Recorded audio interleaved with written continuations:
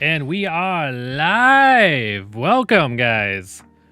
Hope everyone is doing swell out there, in here, out there. Whether you're watching this live, whether you're watching it later, I hope you're doing fantastic. I am your host with the most. Who is the most?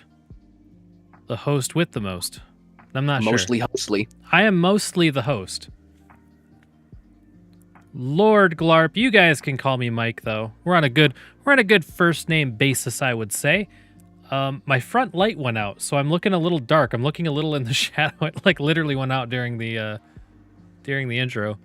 Let me get to a nice bright white screen. There we go. Get a little backlight. And with me is the illustrious, the legendary, the disembodied voice from your dreams. Your friend from on high that needs no introduction. that will get an introduction every time. It is Sage. How you doing, everybody? Glad you guys like the intro. I'm seeing lots of love for the intro. That's good. A little different. Way different than last one. I am a shadow of my former self. And as you can see, we are no longer at the Red Rocket Drive-In. We are now in an undisclosed space station, in an undisclosed portion of space. And to our sponsor, Elon Musk. Yeah. We're on our way to Mars. Actually, I had a lot of fun making this. In the Outer Worlds, yes. I set my character up and I just recorded the background for a long time. Yeah. There's this one character. I think I'm in the middle of her path.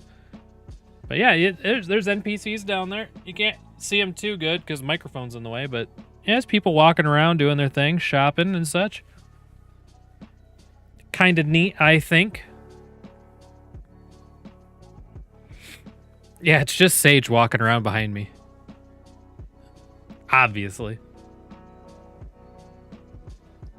They are all me. All the characters. I play everybody. Is it just me or does the background music sound kind of loud? You know, I always say that and then you guys are like, no, it's fine. Yep. Well, guys, as you know, this is, in fact, the Trade and Raid podcast. And we're mixing things up a little bit. It's Monday, and typically the Monday is kind of our catch up on news from the weekend. But I am so dark with that light off. I'm gonna keep this up, and we're gonna. It's not off the rails. It's quite the opposite. We're going to be talking about game difficulty, and we're doing a little bit of a new format. I'm kind of learning still how to do a podcast and how I kind of want this podcast to sound, even though we're on episode 20. As you guys know, oh yeah, let me pop that up real quick. Yeah, we got all the new branding if you guys hadn't seen. New icons, new banners, just getting a little bit more trade and raid, a little less glarp, which is good. I think we're a big enough community that, you know, it's appropriate. Let's see, if I click on that, what does it do? Oh, it'll take you to my studio. Don't want to do that. Yeah. Redid some of the categorization and stuff. I've been using the community tab more. Oh, 5 of you liked it. Okay, cool. That means you guys are seeing it. That's good. I'm glad that you guys are hitting the like on this because, like I said, this is the only way I know that the community tab is actually doing anything. That's actually pushed to you guys. We also have channel membership now. I'm not going to lie. It doesn't really offer shit. Until the channel grows more, it gives you like a badge. which, you know, is fucking worthless, does give you some custom emojis. And we then should probably we should once probably get some of the other things set up too, like a Patreon and a coffee or something. Just at the very least, just to have the names claimed. And as we grow, we can add stuff to those as well. that is true.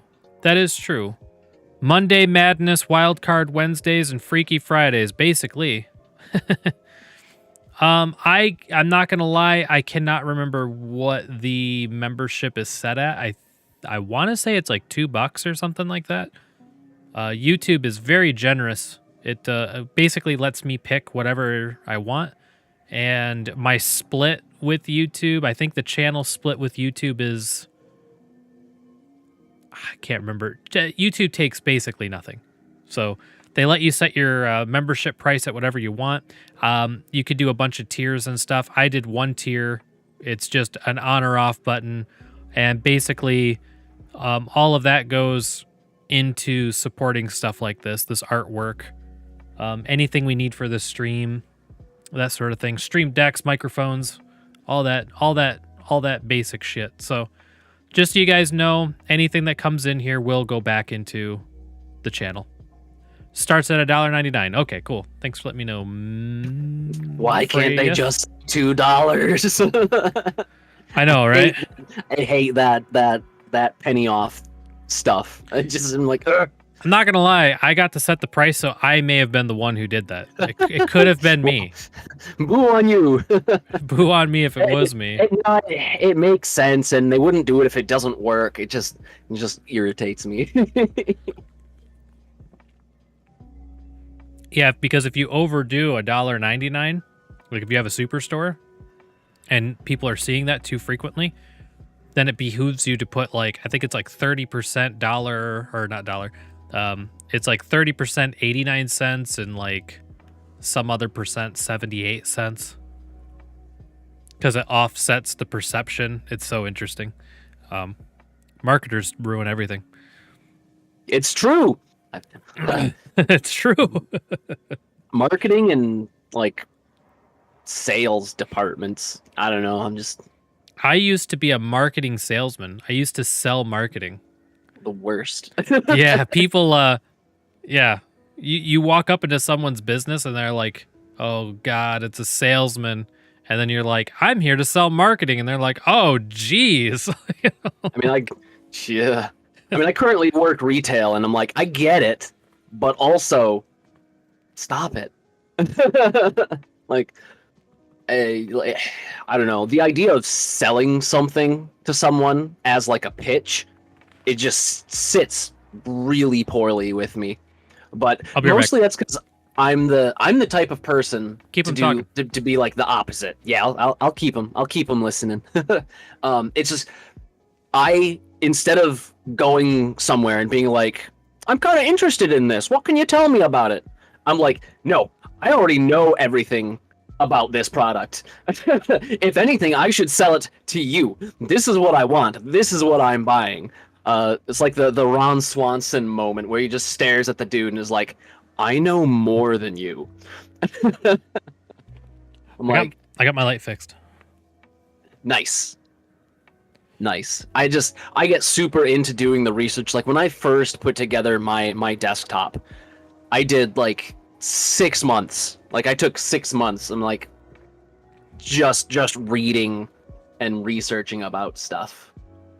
And I'm like, I talk to a lot of folks about phones and stuff when they come in, and I'm just like, how is there's so much, like there's a lot of like kind of subtle stuff, which I don't really blame anyone for not knowing, but there's a lot of stuff that when it's something you use on a day to day, like there are people, younger than me who are on their phone all the time, and if they have a question about their phone and I'm like, okay, well, what kind of phone do you actually have? And they're like, oh, it's an Android phone. I'm like, okay, that narrows it down. Thank you so much. I'm trying to help you, and it's like, brand at least. I don't know. It's like if you're talking cars with people, and they can tell you, like, Yeah, I've got my engine is a 3.0 liter dual overhead camshaft, GM 4x4. Like they can get super in depth, but then you ask them something else they use, just as often, like their phone, and they're just, I don't know, it's an iPhone. I think it's an iPhone 11, maybe. It's I'm just like, come on, you got to know a little more than that. Yeah, that's a rant though. I could rant about that. Off topic. about cell phones. I was trying to think of how I could tie that into gaming, and the only way to do that would be to talk about cell phone gaming. Talk about mobile games. Well, if we're talking about difficulty, we know how those are designed to be difficult. Say what? Sorry? Difficult on your wallet. Yeah.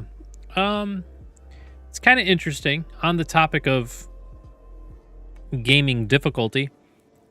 I do find it interesting that there's obviously almost, if not all, phone games have microtransactions in them. And I've noticed that some of them, the microtransactions aren't pushed at all. They're just there. And basically you're paying to just skip the game. But the game doesn't get like exponentially harder to where you're being forced into microtransactions. And I would say that makes up the minority of cell phone games. Mobile games. I don't know why I keep saying cell phone.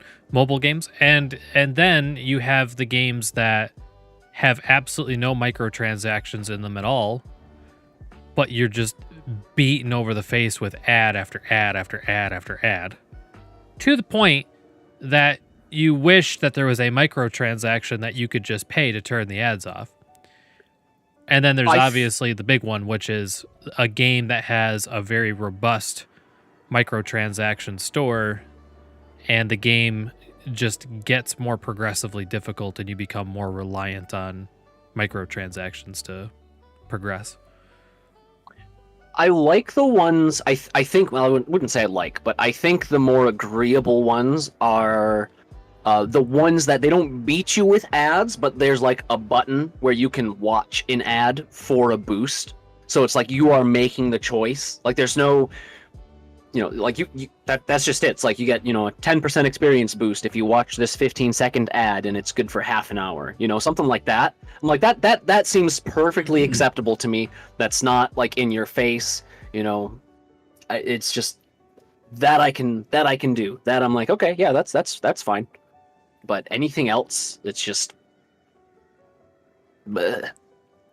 There's very few exceptions, to games that I have, mobile games at least, that I've actually paid real money for, and it's never been very much. It's usually like $5 if it's one I find particularly entertaining.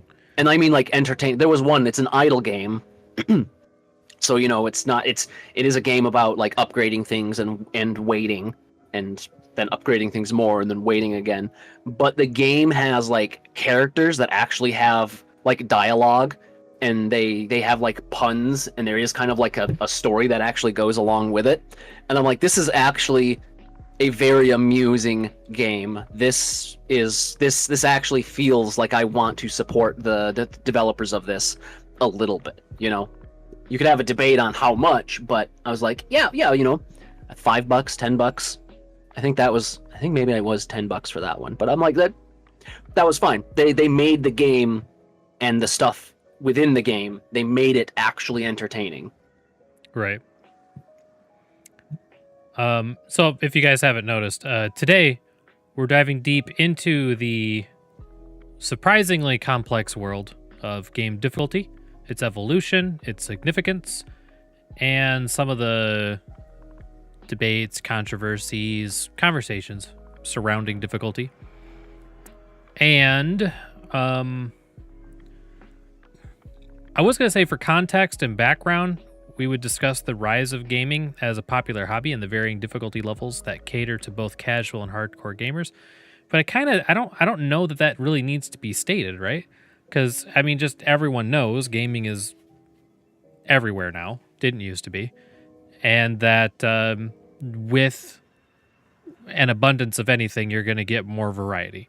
So it was kind of like a foregone conclusion that we would end up with extremely easy games, very hard games, games that let you kind of a la carte what difficulty you're looking for, that you gain some kind of control over your gaming experience. And then some games where you have no control over the difficulty of the experience and it just is what it is.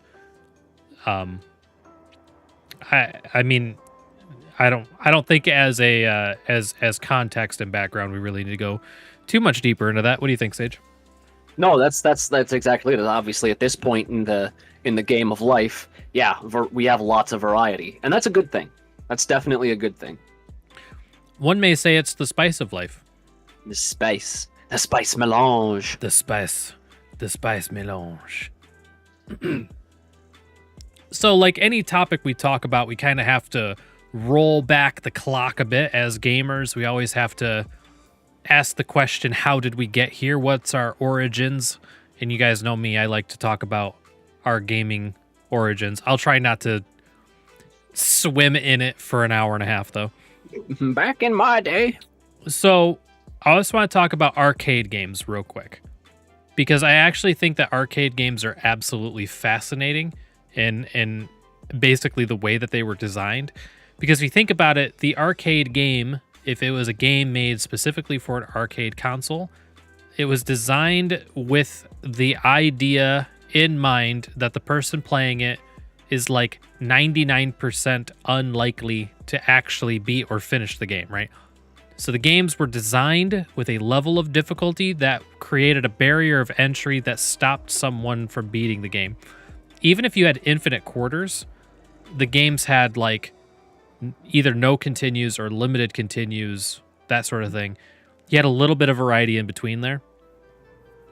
But games like Space Invaders, Pac-Man, those sorts of things, you were, you know, where the term wizard came from. You were a gaming wizard if you could make it to the end of Pac-Man, if you could beat Space Invaders. And I bring this up because we're going to come full circle on this concept later, and I'll give you a bit of an insight into what I'm going to get at with this.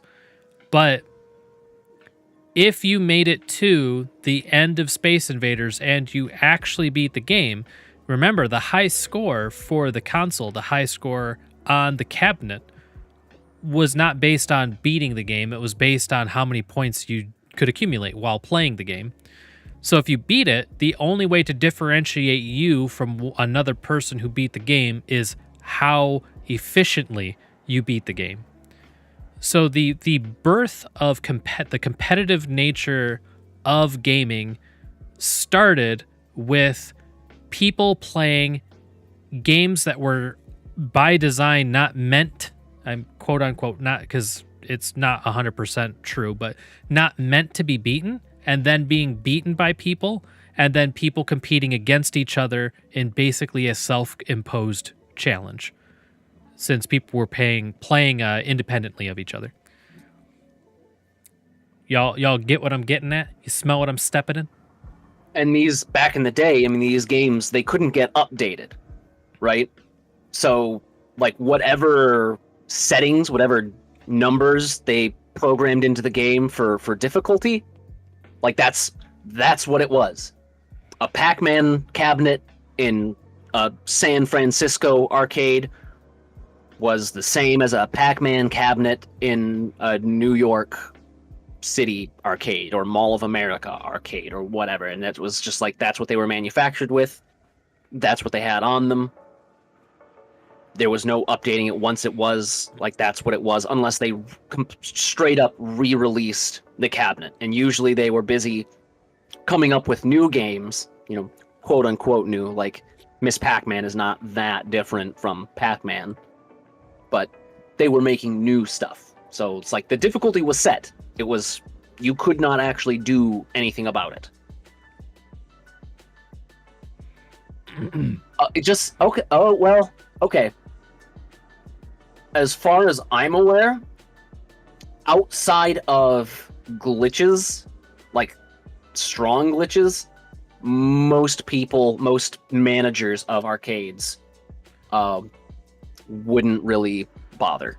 Yeah, I would say that updating was entirely possible. It was just very unlikely that Yeah. that it was going to happen. Especially compared to now, where like you can have a game that updates literally 3 times a week.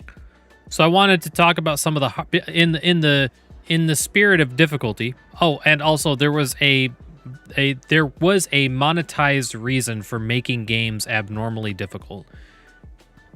If you could beat an arcade game with 1/4, that would be a bad arcade game. No one would want that arcade game. People would want a game that in order for you to continue and to beat the game, you would have to put more money in. And as the game became progressively harder and you became more invested in the game, you would end up spending more money.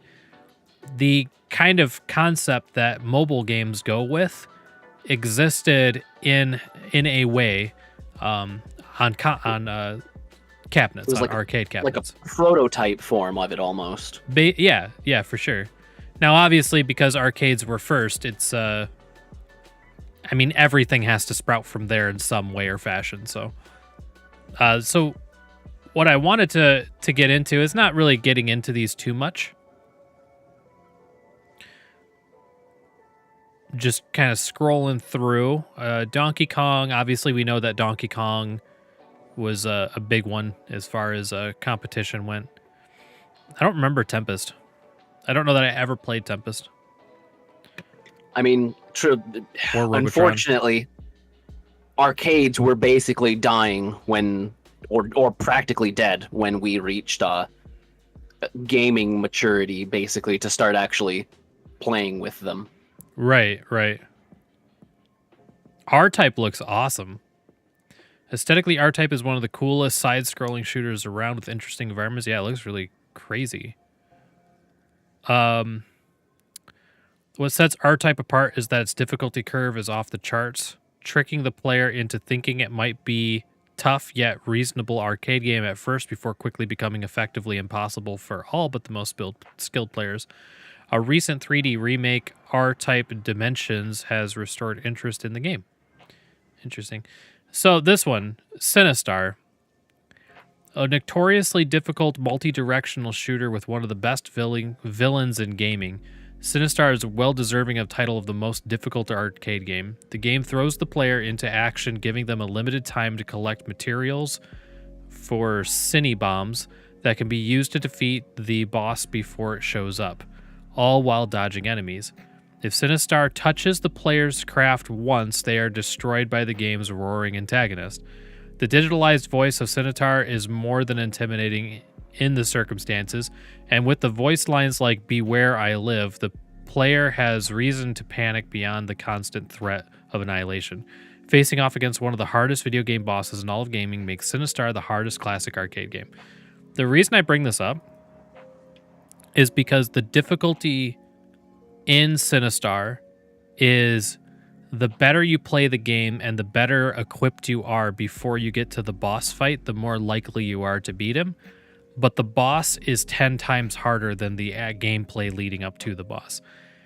And in a lot of ways, you could say Sinistar was kind of a vision of like a Souls-like game, where the whole point is to gain power and then test yourself against a single enemy that you had almost no chance of being able to beat if it was your first time. If it was your first time, you would just never win.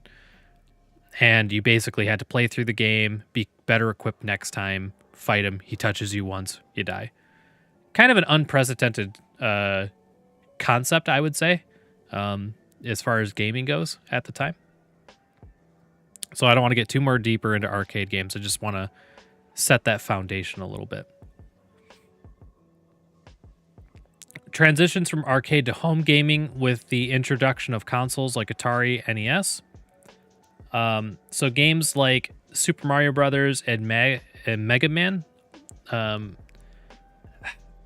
think they approached difficulty in a sense of like just slightly bumping up complexity, because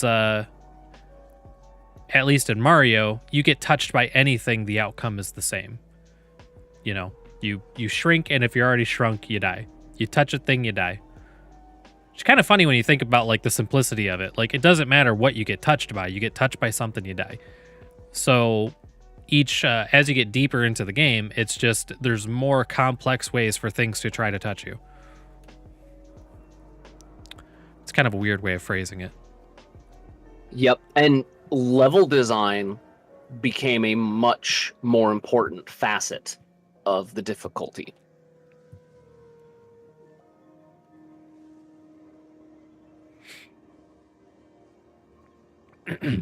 I was not a Mega Man enjoyer in the NES or SNES window. I played it a little bit on NES, but I was so young. It wasn't something I picked back up until I was already a man. So was the difficulty in Mega Man similar to Super Mario Brothers? Like, get touched by something, lose? Or did he have a health bar? He had a health bar. I felt like he he had didn't a health actually. bar. He did actually have a health bar. So it was the difficulty in Mega Man games came mostly actually from like the level design, because there were like instant death spots, you know, and there were spots where I'm pretty sure it was practically impossible to not take some damage, like to progress forward to get into a position where you could destroy the enemy. Like, you had to basically get hit or be extremely lucky. Other than that, though, it was platforming difficulty. It was learning the jumps, how to time your jumps, to jump and shoot at the same time. So it really came down to level design. It seems It like really a lot came down to level design. It seems like a lot of games around that time that was it. Except for Mega Man and like Kirby had the added, almost like some of the first like switching up your weapon to determine like how well you're going to defeat the next boss. I always liked Mega Man's ability to switch his weapons and to gain weapons when you killed bosses was always pretty fantastic.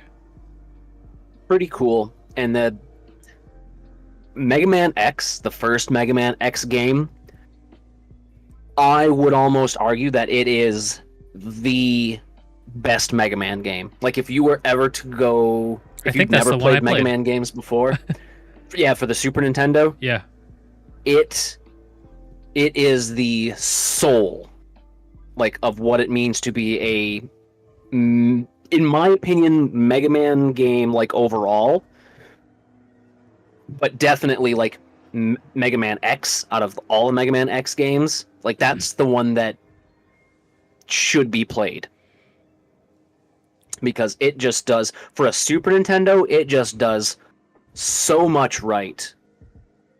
And it really, I don't think anything else quite hit the bar that it set.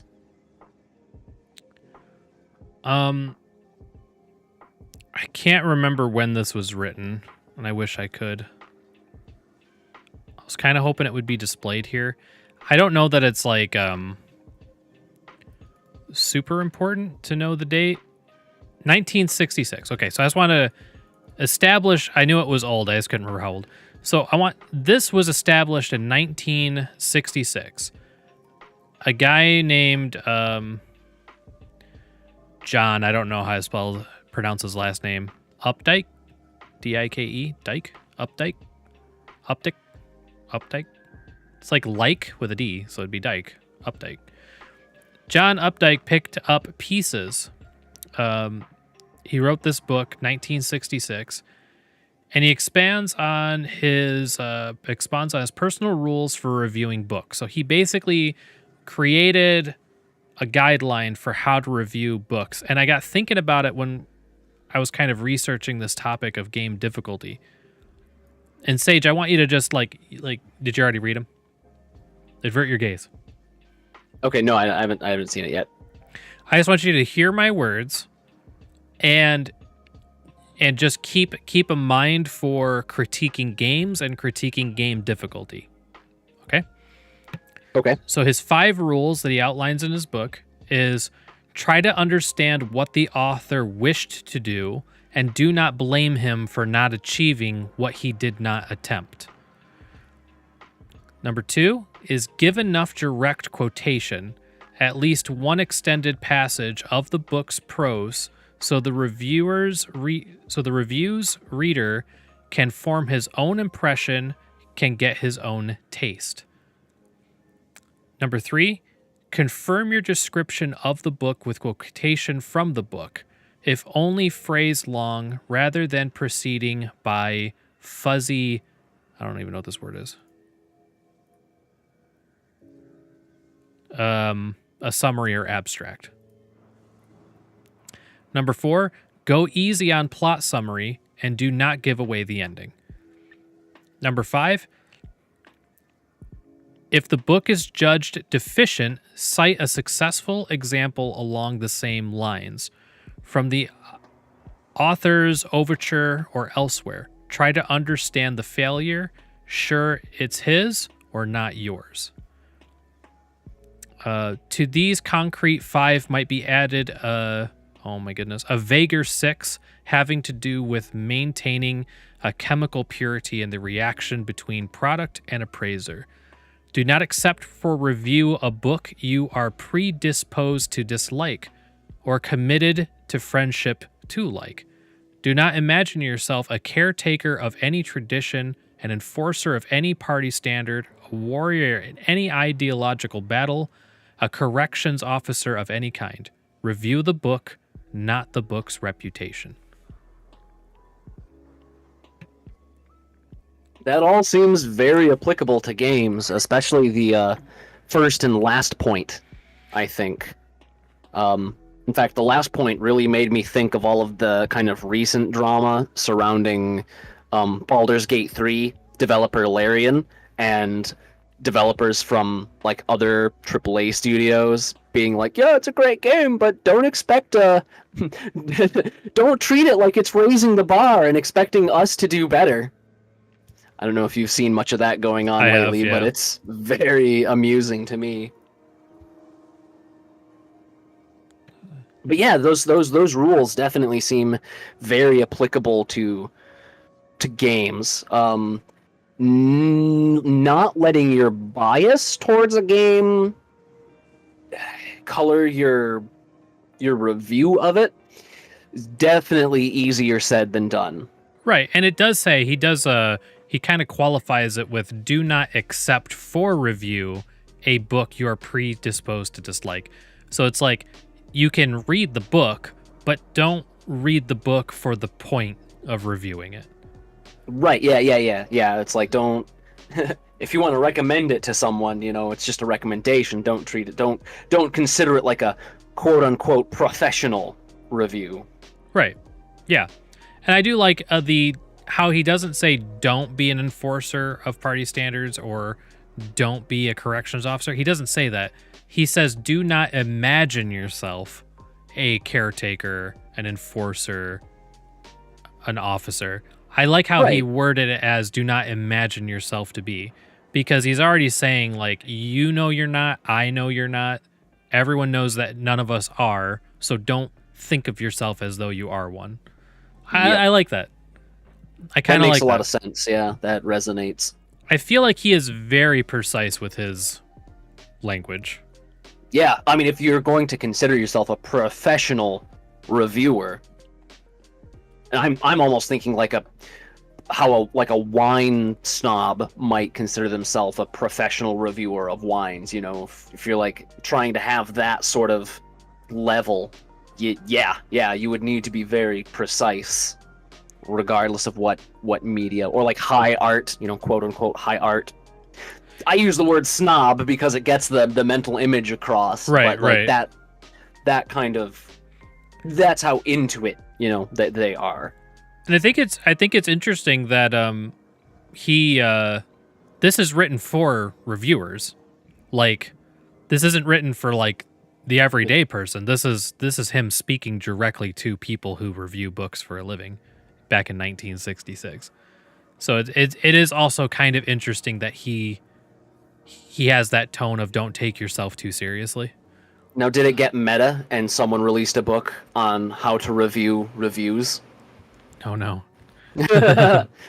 Yeah, a connoisseur is a good word for it too. Yep, yep. It's like one step up, professionalizing, being a professional connoisseur. And yeah, it's I think when we speak of the difficulty of a game, I think the first point is the most important point when we talk about game difficulty. Try to understand what the author wished to do and do not blame him for not achieving what he did not attempt. So I think every single game has to be taken as its own. When we speak about difficulty or even game design in general, you almost have to take the game at itself, because this would say try to understand what the game developer was trying to do and don't blame a game developer for not achieving what they never attempted to do. Would be maybe another way you could phrase it. Just found that to be, I thought about it while I was going through this because it was something I had heard of a long time ago, or I'd read a long time ago. When I was researching doing game reviews, because that's what I was doing on this channel before, was game reviewing, and I tried to take this very seriously when I did that. So we're going to talk about Doom. Doom, classic Doom? Classic Doom. Classic Doom. The reason we're going to talk about Doom is because Doom and Wolfenstein were some of the first basically customization of difficulty you could get into. And not only were they among the first, but they also had these very, very like funny names for it. Such as I'm Too Young to Die, source code SK Baby, which is funny. Thing placement, same as in easy mode. Ammo, your ammo is doubled. And a special is your players take half normal damage from monsters and environment. So that was it. That's all it was, is you got twice the ammo, you took half the damage. That was easy mode. And those types of changes are very easy for developers to implement too. Yeah, turn a 1 into a 2. For a lot of them. Hey, not too rough. That's kind of your normal mode, I guess. No. It's one step down. Least numbers or strength. Thing placement, so just stuff in the game. Hurt me plenty, medium, default numbers, normal, used unless otherwise defined by the user. I don't know what that means. Ultra that just violence. Means that's default. Okay. Oh, gotcha. Ultra violence, greatest numbers or strength, normal, ammo. What I thought was interesting is on nightmare mode, thing placement was the same as hard, so that was unchanged. And your ammo is doubled, just like in baby mode. And under special, it disabled your ability to put in cheats. It made monsters a bit faster, and they could respawn. That's it. It added respawning and a little bit of speed, but actually gave you double ammo and didn't change the thing placement at all from hard mode. That is very interesting, isn't it? I thought it was so interesting. I guess fast is not just movement, but also like attack speed. Like they would speed. also shoot more often. Now I can imagine they had to put double ammo since creatures were respawning. Is maybe the thought. Yep, that makes a lot of sense. But I feel like go ahead.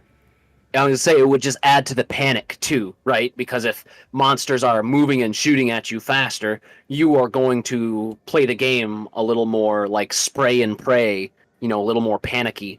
And so it gives you that not just as a way to kind of, as a consolation for choosing a higher difficulty, but also to add to the experience and make it still be fun. Even if you're doing poorly, you can still have a lot of fun just spraying and hoping you don't die. Right. In Heretic, because that was Doom 1, 2, and 3, I believe. 1, 2, and Final Doom. And then Doom Heretic, it was basically the same exact thing. Doom Hexen, I don't know what that is. Also, it's the same exact thing, except for in this one, they didn't mess with your ammo. In Strife, they brought ammo back, and it's the same exact thing. I thought it was like really, really interesting that like, so now we're like, how many games are we across? 5, 6 games. The difficulty has been consistent. There's 5 types, and fast monsters is one. Now this one adds like Templars, turrets respawn, robots. And actually, the nightmare difficulty on a lot of these was actually easier because it doesn't have respawns. So for time span, what's that, like 6-7 years worth of games? Where all the because settings... we're about to get into PlayStation and Doom 64. Yeah, so they found basically a rough set of rules for difficulty that appeared to pass the A/B testing of the first game. Right. No one it sold well, and no one was bitching particularly loudly about how difficult it was or how hard some of the settings might have been. So they're just like, yeah, if it ain't broke, don't fix it. Maybe tweak a thing here or there based on the specific game's parameters. But yeah, they found something that worked. And in Doom 3, they went crazy. Like, mainly like 0, 1, and 2 are, pretty straightforward. And 3 in Nightmare mode, they just went crazy. Player starts with the Soul Cube in Doom 3, or all artifact powers in ROE. All medkits are removed from the game. Player's health steadily drains. The only source of healing are healing stations or healing powers of the Soul Cube. Number of monsters in the same as Veteran skill. This skill level must be unlocked first, completing the game on any other skill level. So I'm not going to go through anymore. This is what I wanted us to eventually get to, is this idea of difficulty being locked behind game mastery. And I got thinking about it, and I was like, I don't even know what the reasoning for that would be. I mean, I truly, is it a reward? Like getting your ass beat by the game is a reward? I don't know. Yeah, there's a couple ways I could kind of see it. Part of it, yes, is being like to prevent people from like, oh, I've played the other Doom games on on the highest difficulty. I can just pop this right on the highest difficulty. But it's different, right? It's quite a bit different on this one. So to prevent people from like jumping in to the hardest difficulty and then being like, what is this bullshit? This isn't like the Doom difficulty I'm used to from the other hard Doom, other hard modes. Maybe to treat like Veteran as like this would be the equivalent. Okay, I can see and that. So you're used. This is the type of hardest difficulty that you would be used to. You'd beat the game on it, because if I'm going to assume that if you've been playing the previous Doom games on the hardest difficulty, then you're gonna be all right playing the newest one on Veteran. And then as a reward for being so skilled, and because obviously if you played on those higher difficulty settings and you're used to it, you must be entertained by it. You must be enjoying the difficulty. So like if you're someone who wouldn't play it on harder difficulty, like nothing of value is lost. It being locked, right? Like you just, okay, it doesn't really matter to you.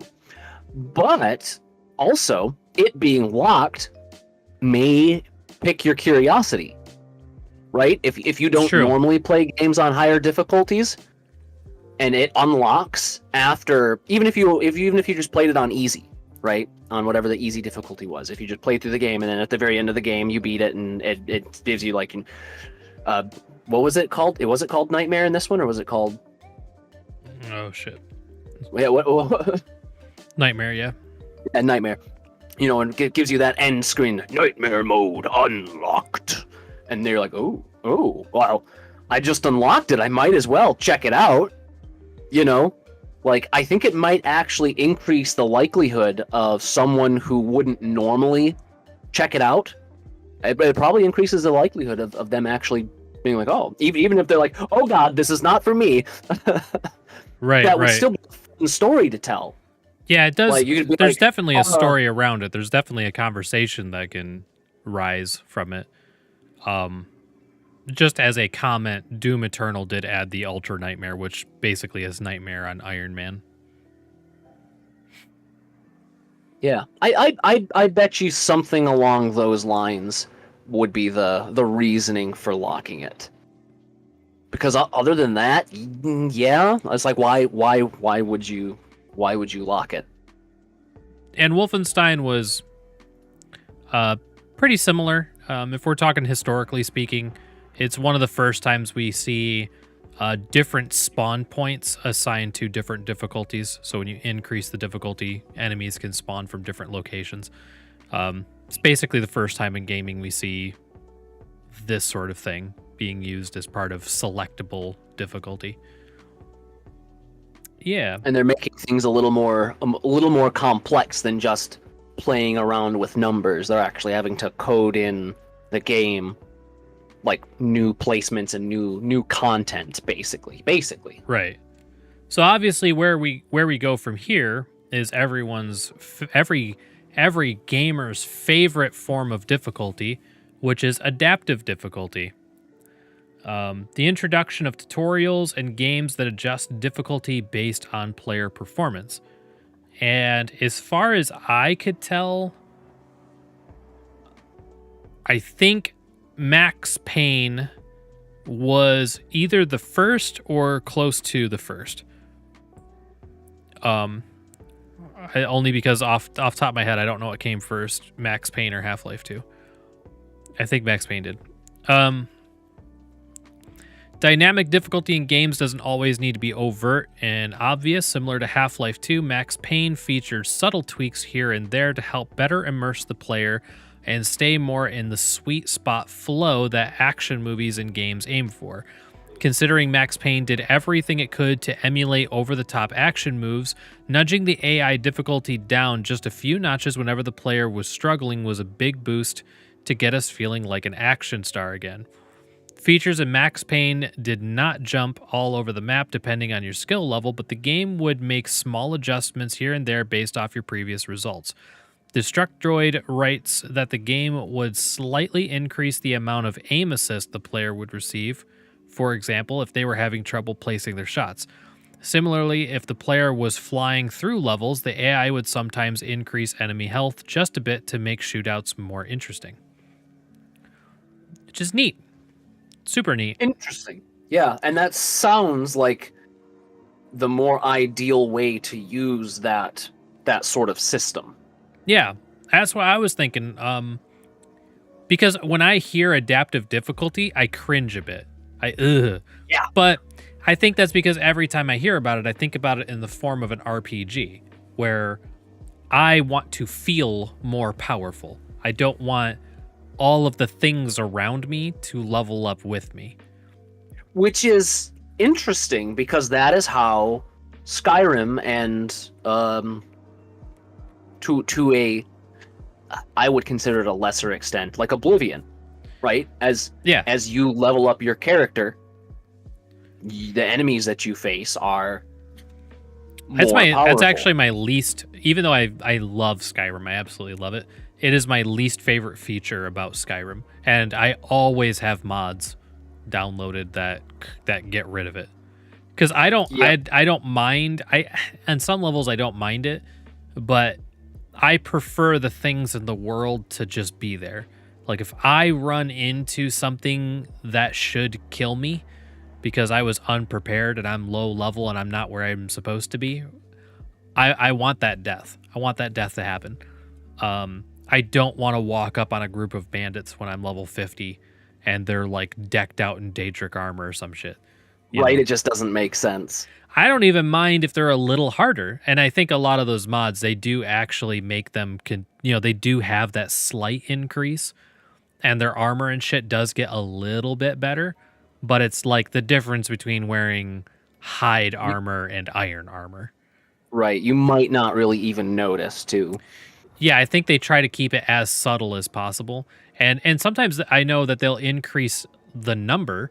So like maybe a bandit camp that would only have 1 or 2 people in it wearing hide when you're level 5 would have like a camp of 6 wearing a mixture of, iron and steel, and they have some abilities, some like player like abilities or some complex spells. Like I'm okay with that because, it's not every single time either. It's almost like a bit of a random roll. And it being an open world definitely made that sort of thing a challenge. And I think Skyrim did probably about as best they could do in that regard, simply because, so like one of the features, I don't think it was this way in Oblivion, but if you hit an area at a certain level, it would then save to that level. So if you cleared out a mine, like a bandit camp at a mine shaft or something, and then you leveled up like 20 levels and then you went back to it, it would, they'd have all respawned and everything, but it would be, I think it would be back, it would be the same level it was when you first cleared it. So anytime you went somewhere old, you could feel like a beast, right? And you're like, yeah, I struggled with you guys, and now look at you. You're ants. Ants, I say. But anywhere new that you went, even if it was, basically the same type of set piece, just a different mine shaft that had bandits in it again, those bandits would be much, much stronger.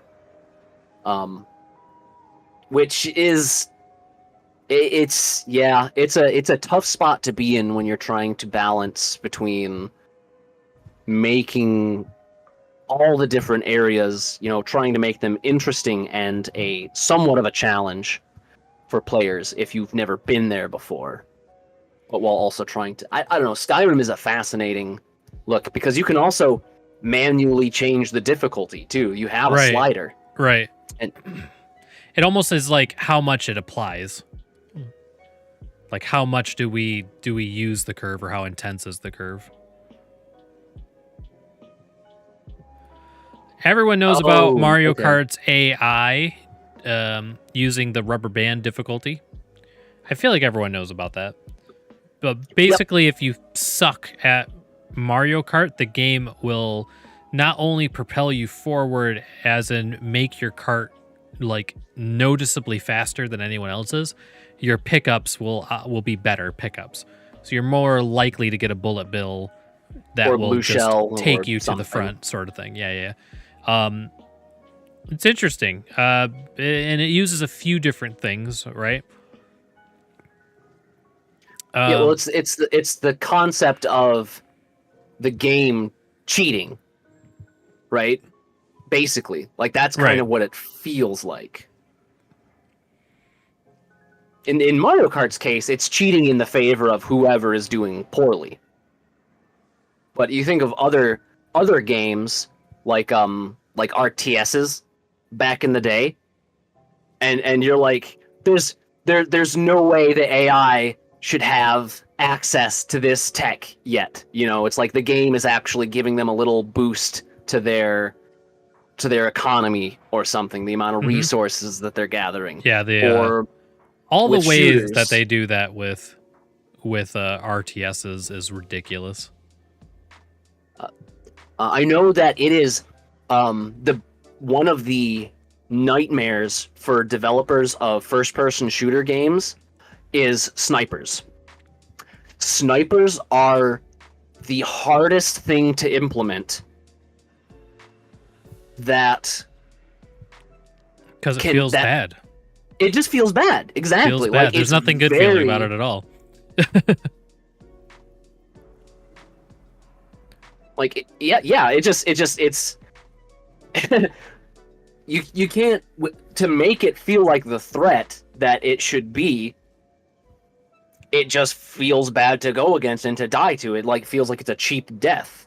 That's why I can't remember what game it was.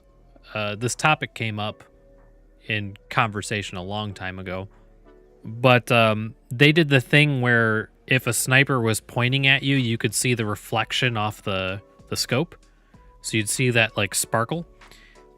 I can't remember what game it was, but if a sniper, an NPC sniper, was aiming at you, it could not shoot you unless you saw that shimmer. So it's like the sniper does not exist unless you see it first. Right. So like if its spot enters your field of view, then it has the go ahead to shoot. Yeah, exactly. So you know, and that lens flash, that or not flash, not it's not flash, but that reflection was so intense that it was like obvious it's like trying to draw your attention to there being a sniper, which completely defeats the purpose of there being snipers. Metal Gear Solid 5's, let's see here. In the early goings of Metal Gear Solid 5, you may think you've cracked the code. Maybe you stealth around every mission, never letting enemies spot you. Maybe you keep your distance, sniping every enemy before waltzing in and achieving your objective. Keep up the same technique for too many maps, however, and you'll find that the enemies start to adapt to your favorite methods. When you access the map, there are some icons on the side that show how enemies are adapting to your playstyle. There are several ways they can adapt. Reaction time to the Fulton surface to air system, amount of soldiers wearing helmets, how much surveillance is in the mission, what type of weapons they carry, night vision goggles, and counter snipers are just some of them. The AI enemies will make these adjustments based on the tactics you rely on more often, which will encourage players to try new methods of attack. Considering Metal Gear Solid 5 is a game centered on special op missions, it makes sense that enemies would learn your techniques as you go through the story. And I think that's super neat. I like that a lot. Could you imagine if they did that on Skyrim? It wouldn't make any sense at all, but, you know. Yeah, that'd be pretty crazy.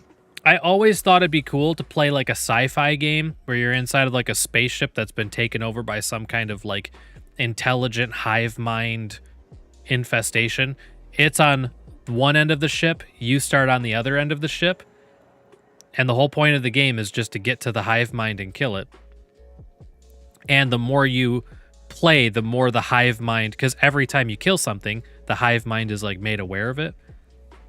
So it's like learning how you play, and it's creating creatures in like real time specifically to kill you.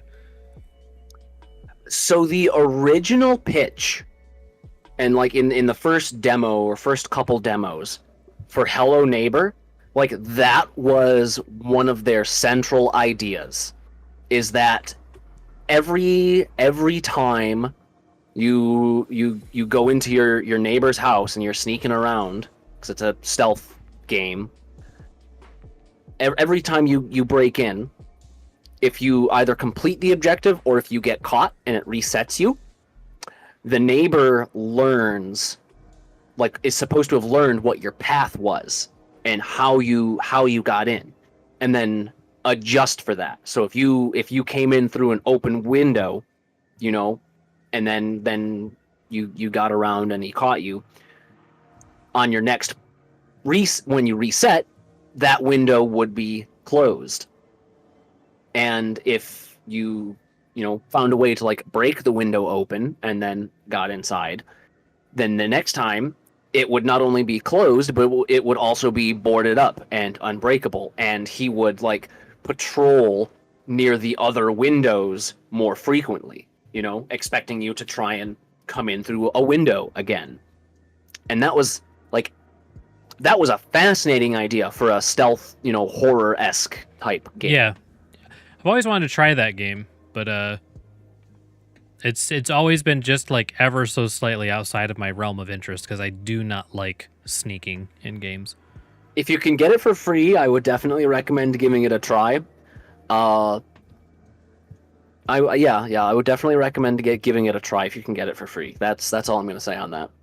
Hidetaka Miyazaki. If it goes on for free on Epic, you know, definitely give it a try. So now we're going to talk about the push for hardcore experiences, the emergence of games that reject conventional difficulty settings and choose to be intentionally challenging. And obviously, the first thing that comes to anyone's mind is Dark Souls.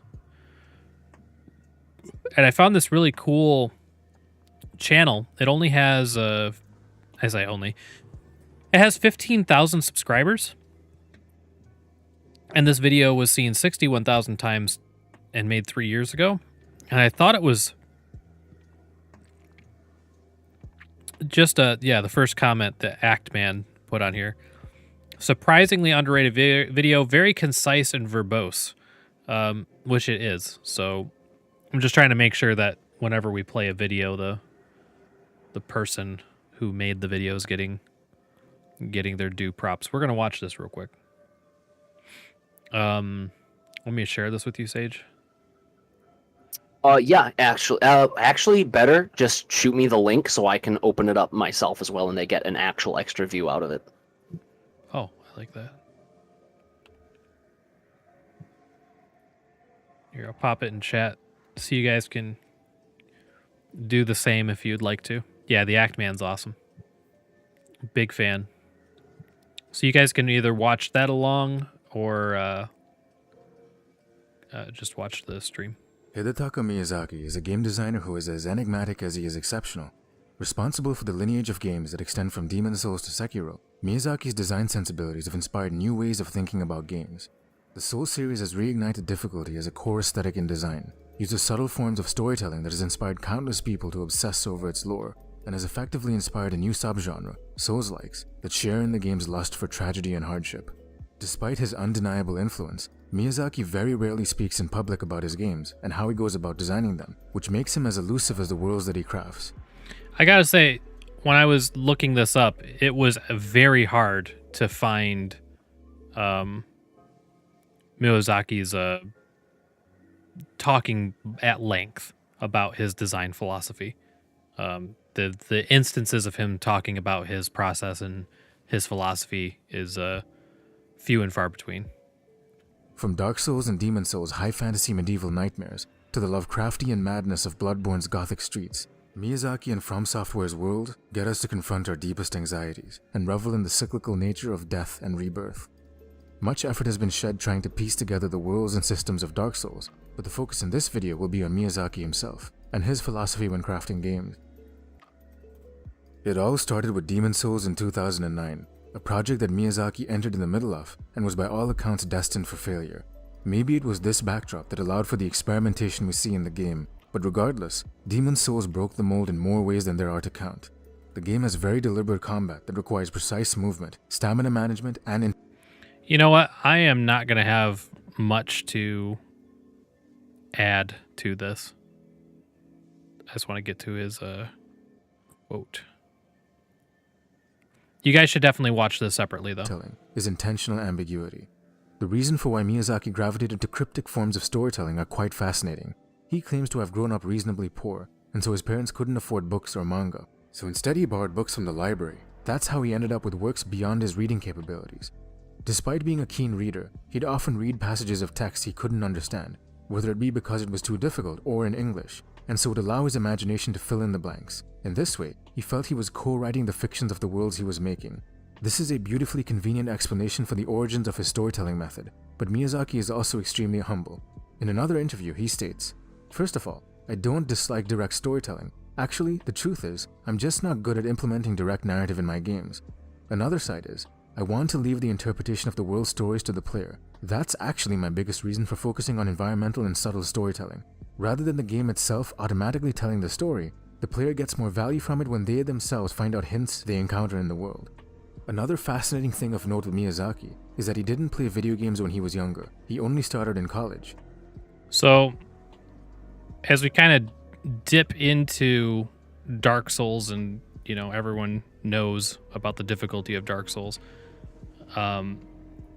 we get into this idea that I wish I could find the spot. I should have had it set up. Elements. Again though, This was intentional. Theme play out in Demon Souls, Dark Souls, and now Bloodborne. The There we idea, go. truth, and godhood. And the games are both celebrating our capacity for triumph and empowerment, as Yeah, well as the there it is. absurdity of such vulgar pursuits. We are meant to feel at a loss, both at the meaning of the themes that exist, as well as the supposed distillation of their disparate elements. Again though, this was intentional. In an interview in Rolling Stones magazine, Miyazaki states, So there we go. Now we're getting into what's on topic. I'm glad I didn't wait 10 minutes for that. "Our goal was to allow players to do what they want, define their own goals, make their own discoveries, embrace their own values. Core to that was the importance of getting lost. This gives value and meaning to finding one's way. Much like how the difficulty of the games were instrumental towards creating a sense of accomplishment, the ambiguity and confusion in the game is instrumental towards getting the player to find their own meaning. There are multiple endings in the games, as well as different ways for character sub-stories to transpire, but it's more in the sense of what the themes of the game mean to people that this form of storytelling truly shines." There we go. That's as deep as I'll go into that. You guys should definitely watch the video later. It's absolutely phenomenal. Sorry, Sage. I was skipping around quite a bit, so you probably didn't have a chance to skip around with me. That's fine. It's in my my YouTube history now, so I'll definitely watch it. So On its what own. I like about the idea and the concept as far as surrounding difficulty goes is that the point of the difficulty is to emulate like the actual journey, the actual difficulty of life, and the that getting lost makes finding your way more satisfying. That losing a bunch of times makes the victory more sweet. To happen upon a dead body on the ground that has the best weapon you've seen in the game, it's better than anything you could have got from any boss, gives you a reward for exploring places you were never told to go. And I like that.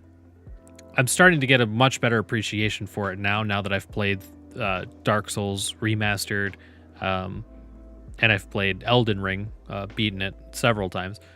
But the idea that, you know, people look at the Souls-like as though it's difficult for the sake of being difficult, but it's difficult for the sake of being rewarding. And it's like unapologetically supposed to be rewarding you for doing the hard things, but it makes everything hard to create kind of a sense of dread. It does give you a bit of an olive branch too that you have to earn, because like when you die, you drop your souls, but you can pick them back up, right? So even upon an initial death, you're kind of given that encouragement, like, okay, you can do this, be a little more careful and go pick your souls back up, right? And you're like, yeah, you lose a little bit of time, but you can get it, you can do it, you can pick your stuff back up and pick up right where you left off, and if you die, you've figured out the stuff leading up to this point. So it kind of gives you like this weird, almost subtle backhanded encouragement, because if you keep doing it and you keep bashing your head against it, the stakes actually get higher and higher, right? Because when you pick your souls back up, whatever you had from getting back to that point get added to it. So if you keep getting there and dying, what's at stake for your failure actually keeps getting bigger and bigger and bigger. And if you manage it, if after like the 10th time you've died to this boss, but every time you've managed to get back and pick up your souls and not die before picking them up and so lose them permanently, like you're like, oh my god, I have so many souls, I can level up like 10 times. It's just like, shit, I can't afford to die. I gotta get to a bonfire. Holy crap! When I was playing, it's an amazing experience. When I was playing Dark Souls Remastered, there was a point at which I had so many souls that I knew I was near a bonfire that would set me back. Like, I'd have to go through the most difficult part of the game that I had gone through. I'd have to redo it because I was willing to jump over this wall and go back to the beginning of that area rather than lose those souls. I was so worried about losing those souls. I'm like, I'm going to gain my 4 or 5 levels and just like hope that that I can make it back through that part. And I ended up doing that difficult part. I ended up doing it in like 2 tries. And very interesting, very singular experience.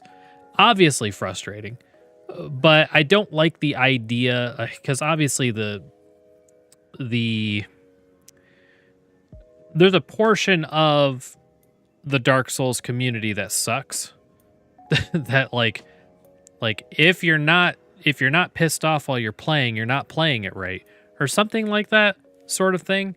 And I'm like, oh sure, I don't know that that's like truly the design philosophy. I mean, it sounds okay, but I don't know. I feel like the design philosophy is more complex than that.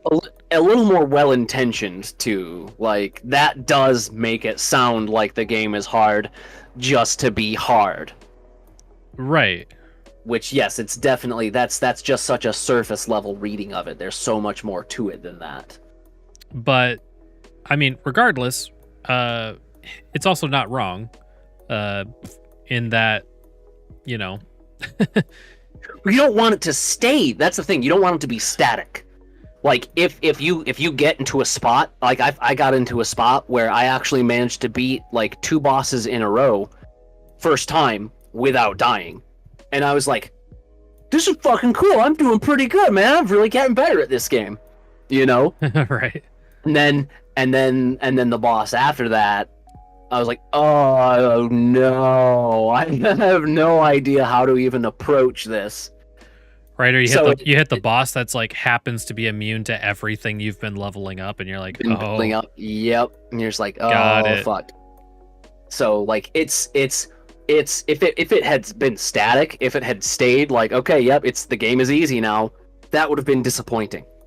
Right. But if the game allows itself and allows the player to have, a string of moments where they're like, yeah, I'm getting some confidence, because then it'll slap you in the face later, but it'll also be like, you can do this, you can hit that stride now. Right. So you're like, okay, this is just, I get past this, and I'm gonna be cruising high for a little while again, and it's almost like an itch. You're like, yeah, give me some more of that. Slap me, daddy. yeah, basically, yeah.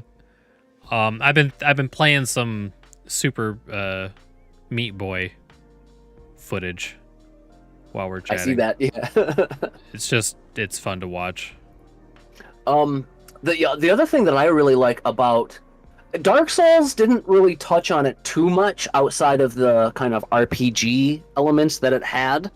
But from what I'm aware of over their future iterations, and particularly in Elden Ring, how they approached a difficulty system more broadly, it was fascinating.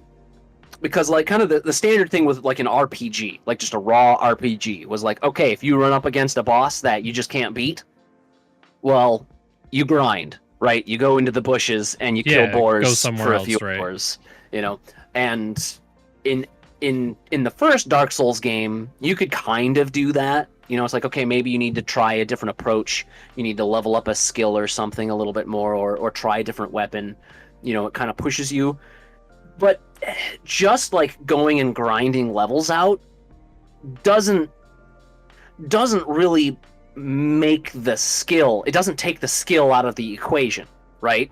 Like, it may give you a few extra opportunities where if you miss a dodge, right, it's not quite as brutal. Like, you can mess up a little bit more, or you don't have to dodge as many times perfectly because you're doing more damage. You'll kill the boss quicker, so you only have to hit 3 or 4 perfect dodges instead of like 10, just because you're killing the boss so much faster. Right. So like, the difficulty can kind of adjust organically based on your play style and some of your choices, and it's not super reliant on just leveling to the point where you're OP. Like, you can't really do that. It doesn't, unless your skill is already there. Right. Like, you can, if you're super good at the game, you know, like watching someone go through and stomp a boss in like 20 seconds is almost just as impressive as watching them do it at, you know, like level 1. Like, I'm going to beat Dark Souls and not level up at all. Right. like one takes a lot longer, but they're kind of both impressive because the skill involved is basically the same. You're just like, how often can they keep that level of skill up and not get tired? But with Elden Ring introduced so many more mechanics that are optional, right? Like some of the weapon augments that you can do, the summons, the spirit summoning that you get. Like, you don't need. I haven't played it myself, but having watched a few friends play it for quite a bit, it's like, it seems like you don't really need any of these mechanics to actually, you know, play the game and beat the game. Right. They're there as like an organic way to, like, hey, are you having trouble with this boss?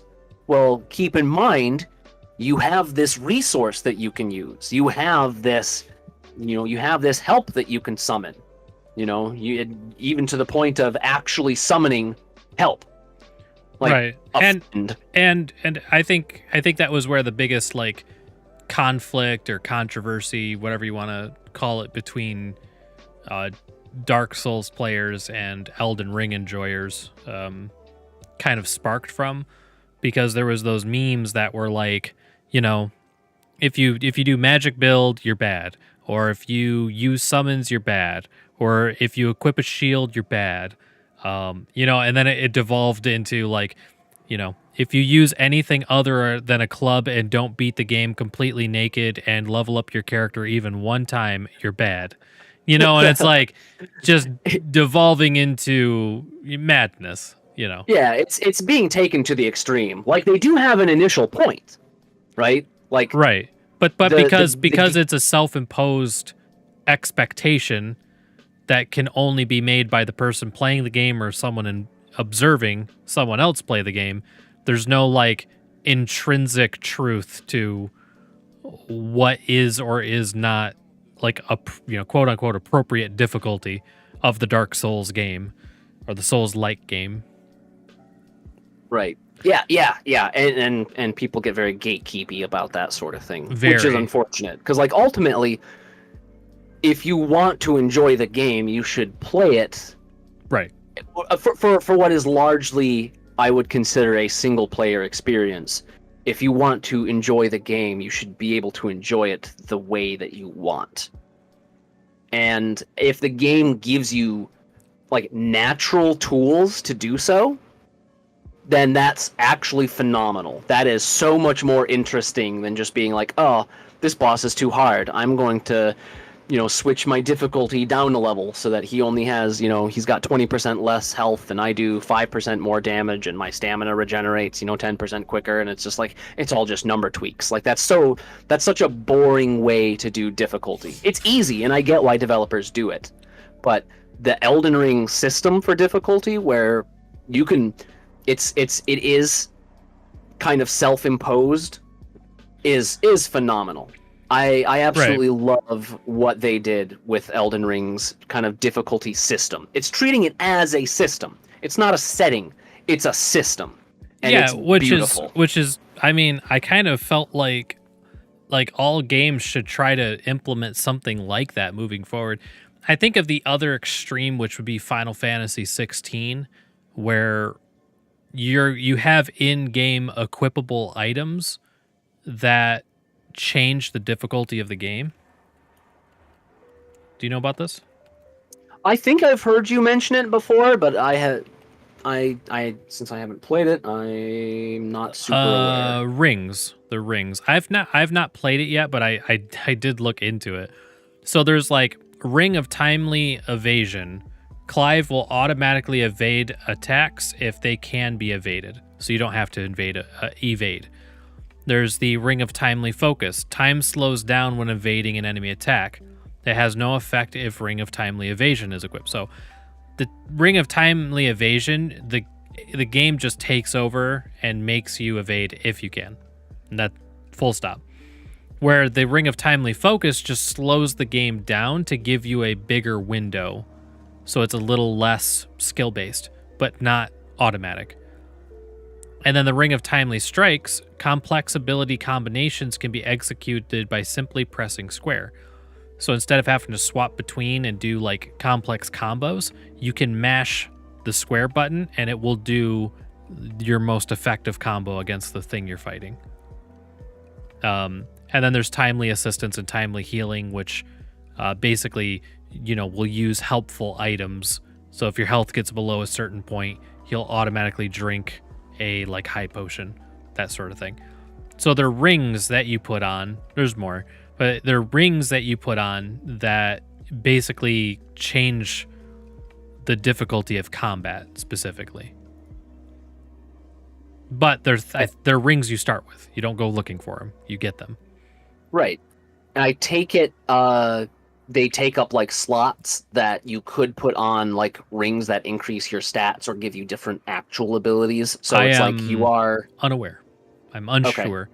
I think that would make sense to me, but I know that they are equipable slots, so they do take up slots. I just don't know if those slots are meant specifically for those beneficial things or if they're other stuff you can equip in them. However, the ability to, because if you can equip 2 rings, you can put the Ring of Evasion on and you can put the Ring of Button Mashing on, and you will evade all attacks that can be evaded, and you'll do complex combos by pressing one button repeatedly. And at first I was like, that's pretty lame, kind of lame. I'm like, I don't care. It's a single player game, so to each their own, ultimately. But then I got thinking about like my nephew playing the game and wanting to and being excited to, but not being quite. He's on that precipice of probably could learn over time, but would probably get too frustrated by the game before giving himself the time to learn. He's at that age. So I'm like, dang, okay. Could probably give him the slow down time button and could probably give him the button mash button, and he would probably really, really, really have a lot of fun. And if he was dying too much, just swap out that time slowdown for automatic evasion. Just let him have maximum fun while playing. So once I thought about it through that lens, I was like, it makes the game more accessible to people who want to pick up a game and haven't played a video game in a lot of years or just isn't a gamer. And then someone who just wants to play the game as is just chooses not to use any of them, and they're good. Baseline difficulty.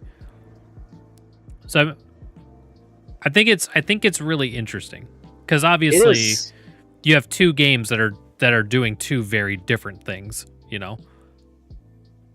But they're doing them in a way that is far, far better. Yeah, than just easy I would say that's or hard. It's raising the bar for like quality of difficulties.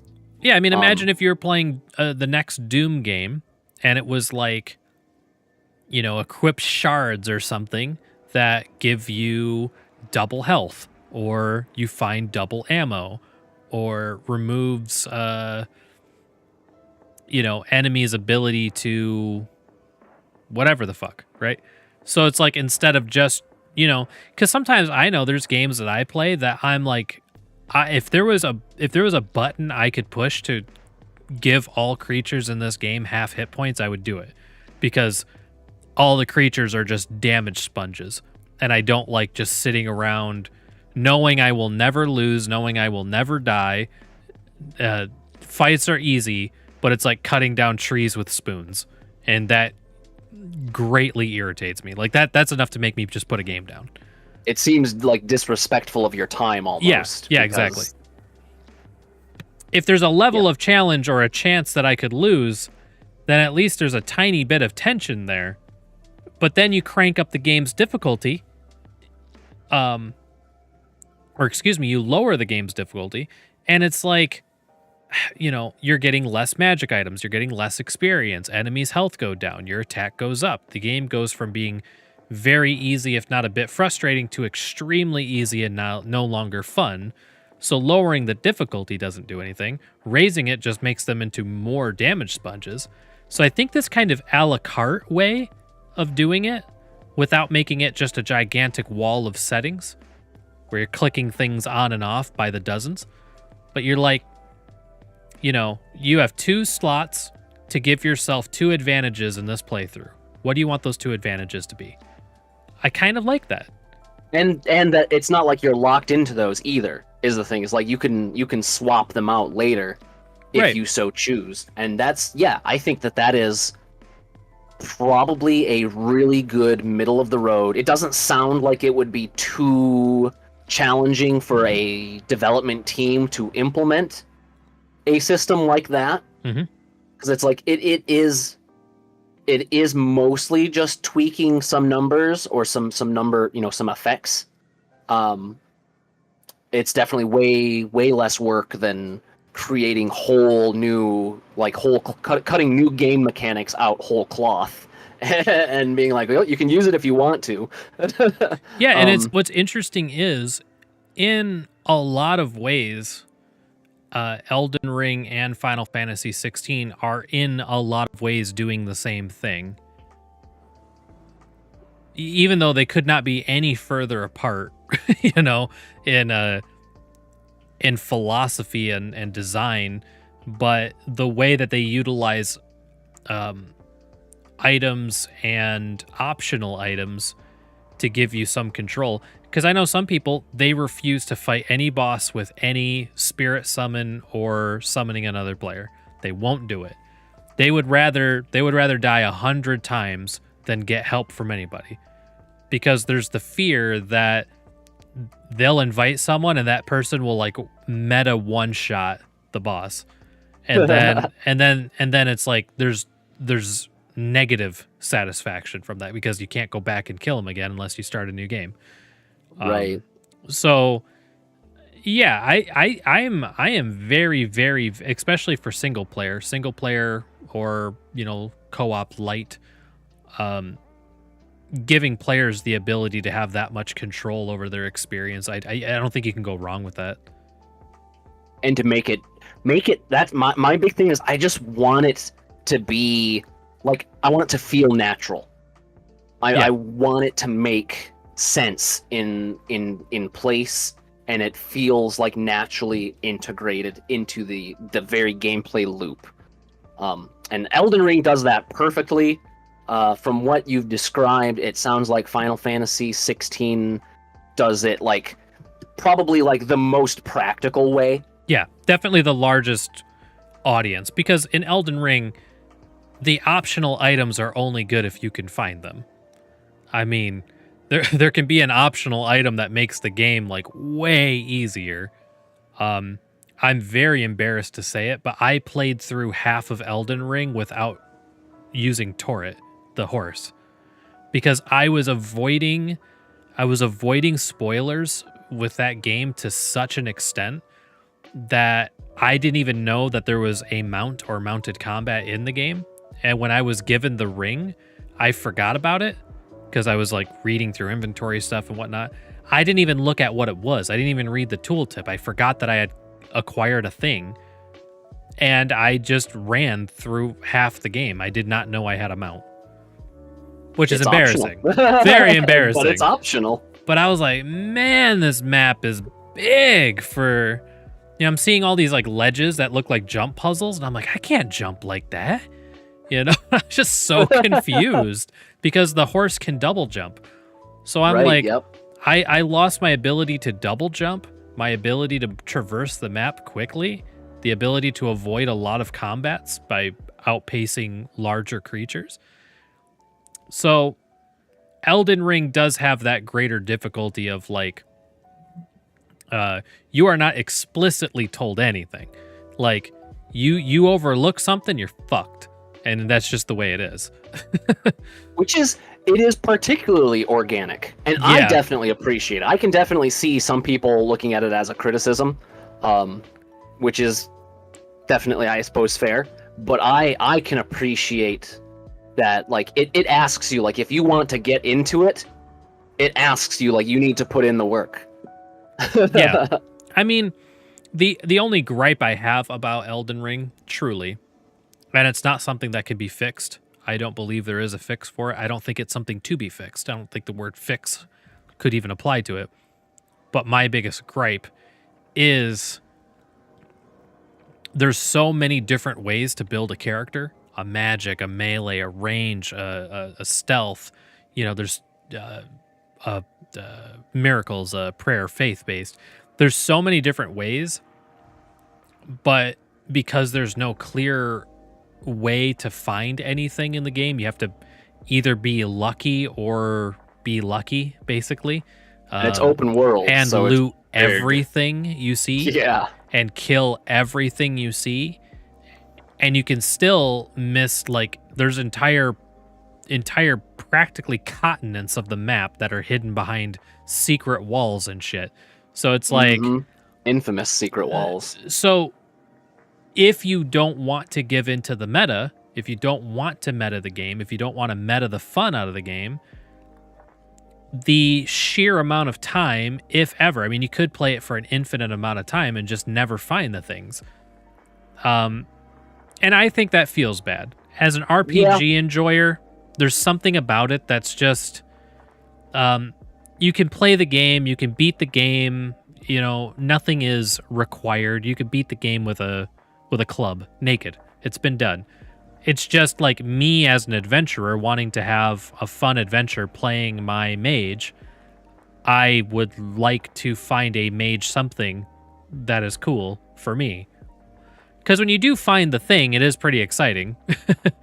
But it also feels bad if you're playing for like 13, 20 hours and you find nothing you can use. Little discouraging. You're just like, I guess I've been putting all of my points into intelligence, and here I am still hitting things with a two-handed axe. Yeah. So it's weird. It's a weird criticism because it's something that makes the game better overall, but it's something that I personally very much so dislike. It doesn't affect my ability to beat the game. It just reduces my enjoyment of hours played. That's all. So when I'm like, it's just less fun. I'm winning just as much, but it's just not fun, or as much fun as it could be. To me, that always strikes me as a design flaw. Whenever I see like World of Warcraft implementing a new system of chores that you have to complete to get a better item for the meta, I'm like, this is not fun. You are creating systems that are not fun. They're just time sinks. There could be a system here that is fun and does the same thing. You know, so to me, I see that as bad design. But, you know, that's also a more of a personal opinion than anything. Yeah. The invisible walls is particularly Dark Souls 2. I'm not super far into it, but because I'm trying to play like all the Dark Souls games in order. But Dark Souls 2. So in the first game, there are some tells and some spots where you're like kind of visually led to try, you know, smacking a wall to see if it's a fake wall. And people leave notes too, right? Right. So, the notes are awesome. And the notes are amazing. Great. Because half the time they're like, yeah, I should smack this wall. Like, oh, it was helpful, thank you. And then the other half of the time it's like, jump off this cliff for a big secret, and then you just die. Right. But in the first Dark Souls game, you smack a wall, and if it's a fake wall, it goes away. In Dark Souls 2, they changed. Again, since I'm not very far, I'm not sure if it's the rule or if it's an exception to the rule. But there is an invisible wall that you don't smack to make it go away. You actually hit like the, you know, E to interact type thing. Ah, Okay. And that was super frustrating because I'm like, there should be an invisible wall here. It has the visual cues, you know? It's like, if I were a game developer and I had to put an invisible wall in a game, this is where I'd put it. And I'm smacking the wall and it's not going away. And then I had a friend be like, "Yeah, there's an invisible wall there. Like, why I don't know." And it had been so long since they played that they didn't remember that you actually had to, hit the interact button, because I don't remember a button prompt ever popping up either, right? Which makes sense because that would be too much of a tell. That would be too much of a giveaway. Right. So it incentivizes. It's like either you just always run along every wall and keep an eye out for the button prompt, or you run along every wall and you just like smack the wall with your weapon every 3 seconds. And I'm like, this is just stupid. Don't forget, which maybe you don't know this, and if you don't know this, I apologize. I'm the person to have to tell you, but don't forget about the secret passages that you have to hit 10 times in order to reveal them. Are those in Dark Souls too? I don't know. I've never played 2. Okay. But I know they exist in other Dark Souls games where it's like, there is a secret passage there, but you have to hit it, X number of times. The first one doesn't do it. And I'm like, dude. That is in my opinion, unless there is like a bit of lore somewhere to justify it. Like you talk to this one random dude and he's like, damn good justification. Remember, the crow crows 10 times at the gallows. And like, you're like, okay, that's weird. But then you see like there's a spot near the gallows that looks like it should be an invisible wall, and you're like, oh, this is what he's talking about, and you smack it 10 times. Like that, I can see that. That's still kind of esoteric, and it'd make me raise my eyebrows. Yeah, it's a stretch. But I'm like, okay, at least there's kind of a logical hint to get there, and not just a random like, yeah, you just gotta smack the wall 10 times. What, you didn't know? Idiot. Scrub. Pleb. All right. I've got a segment. I got a segment I'm going to do. Okay. I got a shtick. Maybe it's not a shtick. I don't know. I've written something in celebration of my finally playing and enjoying Dark Souls Remastered, Dark Souls 1. And I'm gonna read the whole thing. I've got a little special background and everything for it. So behold and be impressed, all of ye who watch. And Sage, you might want to just watch and listen elsewhere. Otherwise, you're just gonna hear my voice and not the other thing. A little nervous about this too, so try not to slur my words too much. All right, here we go.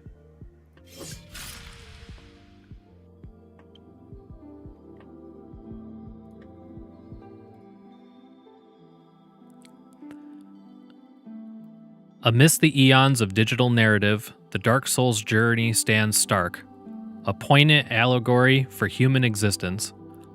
As with the Song of Time and Majora's Mask, where Link can sculpt the annals of Termia, Dark Souls pivots on the fringe hinge of choice. However, unlike Ink's dominion over the ever-fluctuating Termina, the Dark Souls adventurer navigates a world rigid in its despair, with the weight of iteration pressing not on the cosmos, but upon the hero's burdened shoulders. The Dark Sign's Cursed paints our hero as, Syphilis, the guy with the one guy from Greek mythology. Sisyphus. Sisyphus, yeah. Yeah, that one. Fated to fall and rise in an agonizing ballet. Each death resonates, echoing the hero's past failures. There's no simple reset button here. Every demise is a note in the symphony of a story, a soul-rending twist in a world that covets souls as the ultimate currency. In this crucible, time becomes a double-edged sword. In the cynical realm of Dark Souls, where always the haunting specter that hours, even days of gameplay could dissolve into nihility with loss of acquired souls. Contrast this with Xenoblade, where each fall offers redemption, ensuring the sanctity of the time you've invested. Dark Souls, however, perpetually teeters on the precipice of existential dread, marrying gameplay to the philosophical void and challenging the gamer to glean meaning from the abyss.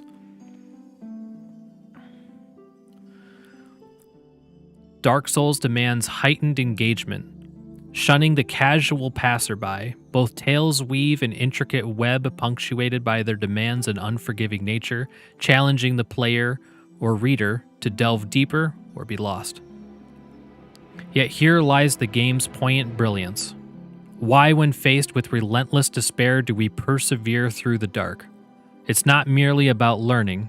Dark Souls resonates because it's a mirror to life itself, a dance of despair and transcendence. Those rare moments of unbroken progress, so-called flow states, become oases of triumph in a desert of tribulation.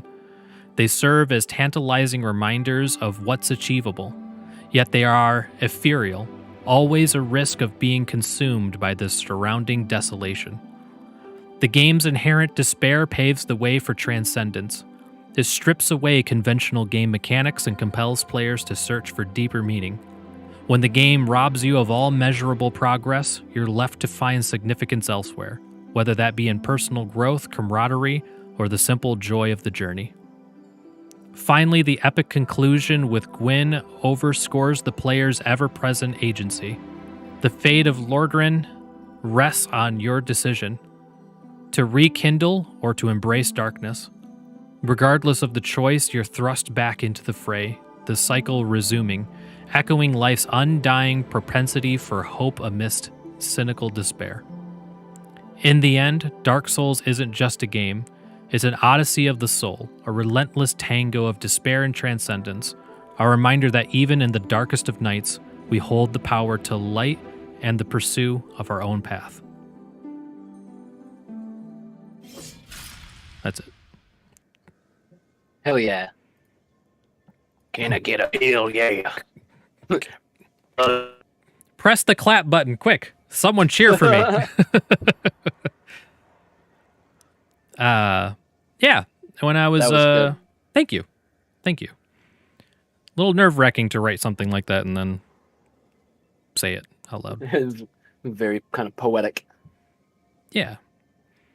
I don't know. I was very, very, perhaps the word is shrewd. I'm not sure. I was a bit judgmental about the Souls games. And I think a few people who that was like, they turned the game into their personality. Mm. I think they rubbed me the wrong way. So I never gave Souls games a chance because it was one of those like, hate the player, not the game. And I hated both because of the player. And after playing Elden Ring and having someone very special to me, very important to me, get me to play Dark Souls 1, because that is their favorite game, I went ahead and gave it a try, and I was like, I get it. I get it. I understand. Because like once you wipe away all the toxicity, that exists out there, there's a very, very, very special game, a very special experience there that I think only the first game you could truly glean that from, that you could get that kind of authentic experience from. Yeah, and if you think about it, it's not technically the first game because there was Demon Souls, but I think Dark Souls is what really kind of refined it and had it in its first, almost like the first version of its ideal form. It's such an impressive piece of software. And I am definitely, like I said, it took me time. I first played it in college, and I got, I don't know, maybe 12, 15 hours kind of into it, and then I had to put it down for a while and kind of forgot almost everything and ended up coming back to it. And I'm like, man, I really wish I had finished it. Really wished I'd kept at it, but it was so enjoyable. And one thing that I actually really liked, did you play it while the servers were down? No. for the multiplayer, or did you actually played it with the multiplayer? Yeah, I could hear the bells ringing off in the distance where people were beating parts of the game. Okay. Which I think is one of the coolest fucking features I've ever heard of in a game before. That Being is able really to neat. audibly hear other people triumphing over very difficult bosses. Just you kind of do a little like fist pump when you hear it. You're like, they got him. Nice. You know? Yep. Yeah, that is super cool. So when I actually beat it though, it was during the period where the servers, due to some potential hack risks and stuff, the servers were actually down, so multiplayer was actually disabled. So you could go, you could use a humanity, become human, and not worry about being invaded by other players. Oh, gotcha. There were a few set places where an NPC would do an invasion. But outside of that, like you could not be invaded. And actually, that I think is what really made me able to stick through it. Because one of the things I didn't like about the Dark Souls was that you were incentivized to, become human. Like there are advantages to it. And if you die, you lose that humanity, so you're punished more for dying while human, but you have, greater item drop rates and there's the benefits to it. But adding the PvP element on top of that, where it's like you could just be invaded by someone who has actually been playing this game for like way longer than you.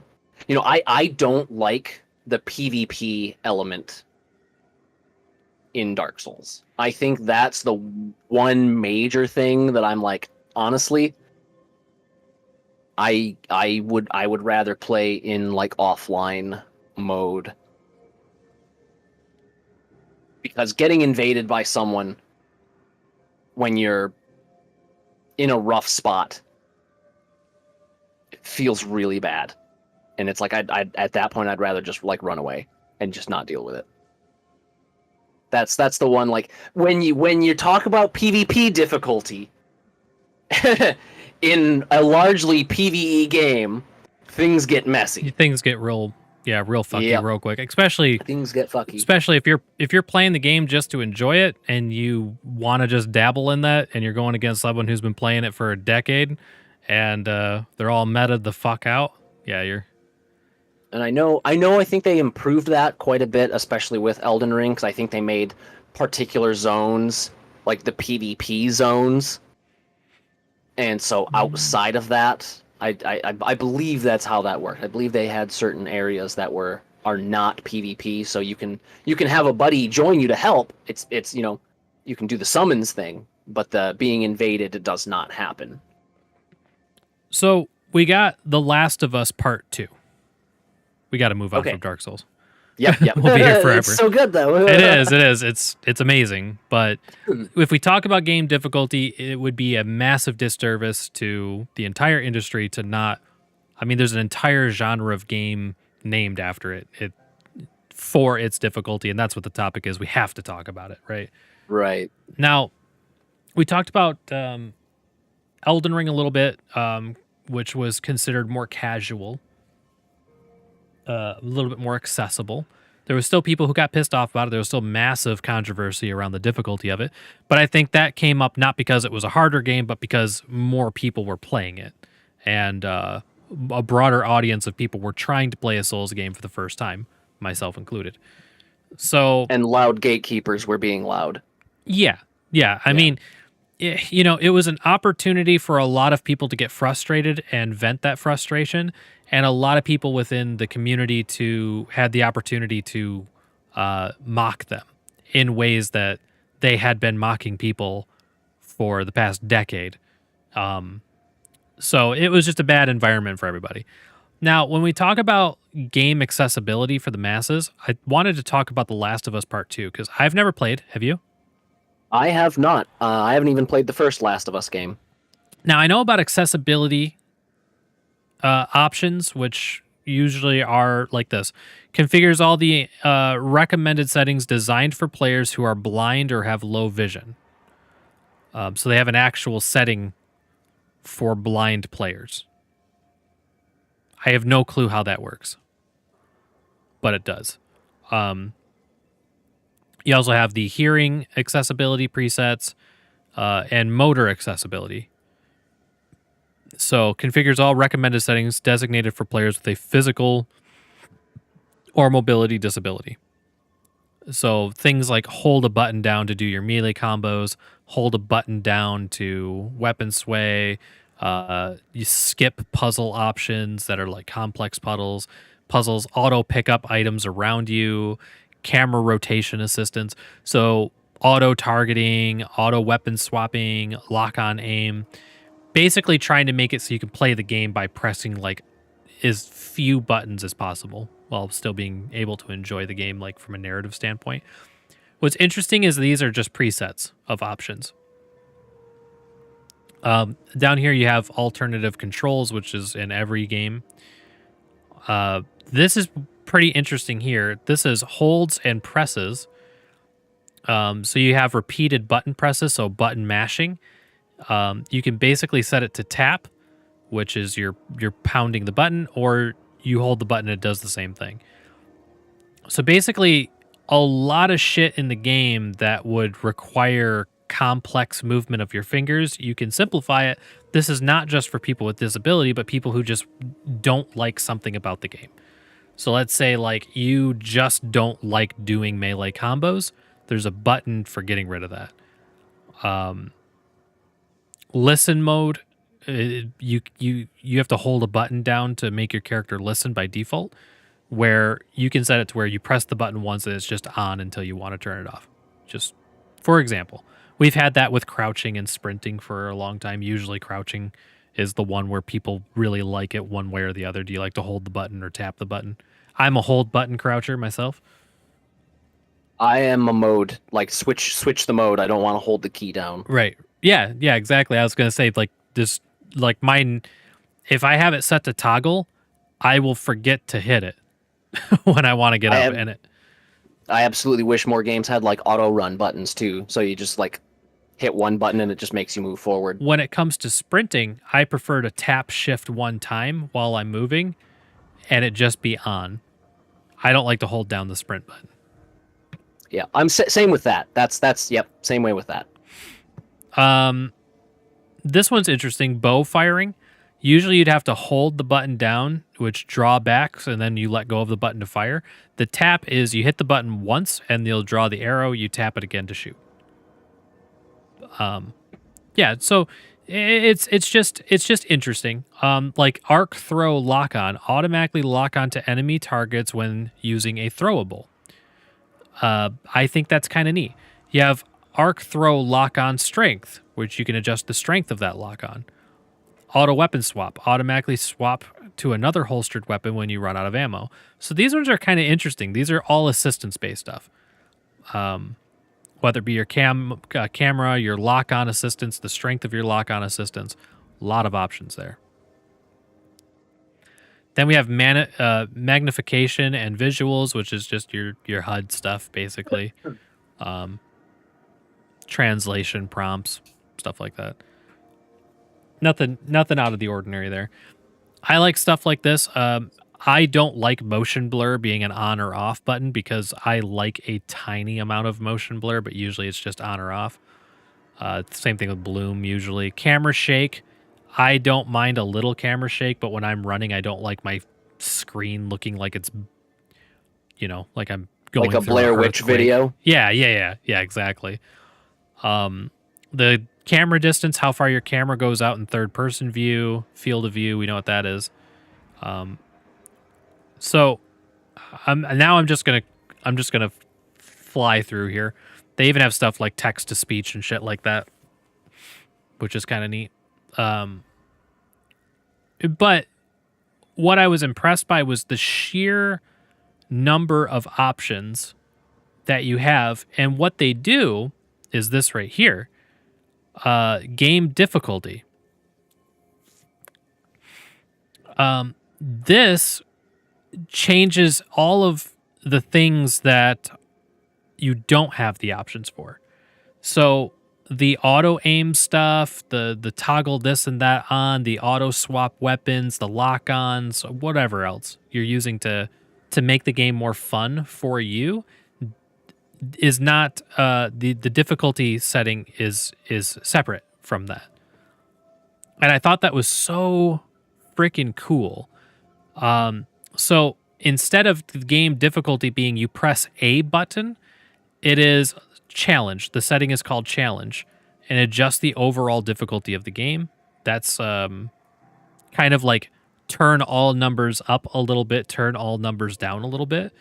But then you have a setting called player, which you can adjust difficulty settings related to the amount of damage the player takes from enemies and the frequency of mid-encounter dynamic checkpoints. And enemies. Remember how I was saying before I hated when I fought an enemy and they were like cutting down a tree with a spoon? This, I could adjust just enemies. I can adjust just things about them.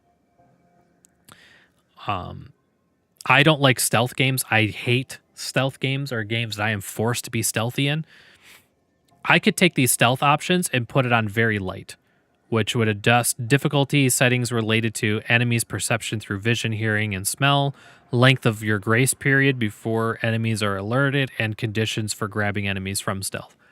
I would just throw it on light because I don't care. I don't want to be bothered by stealth stuff.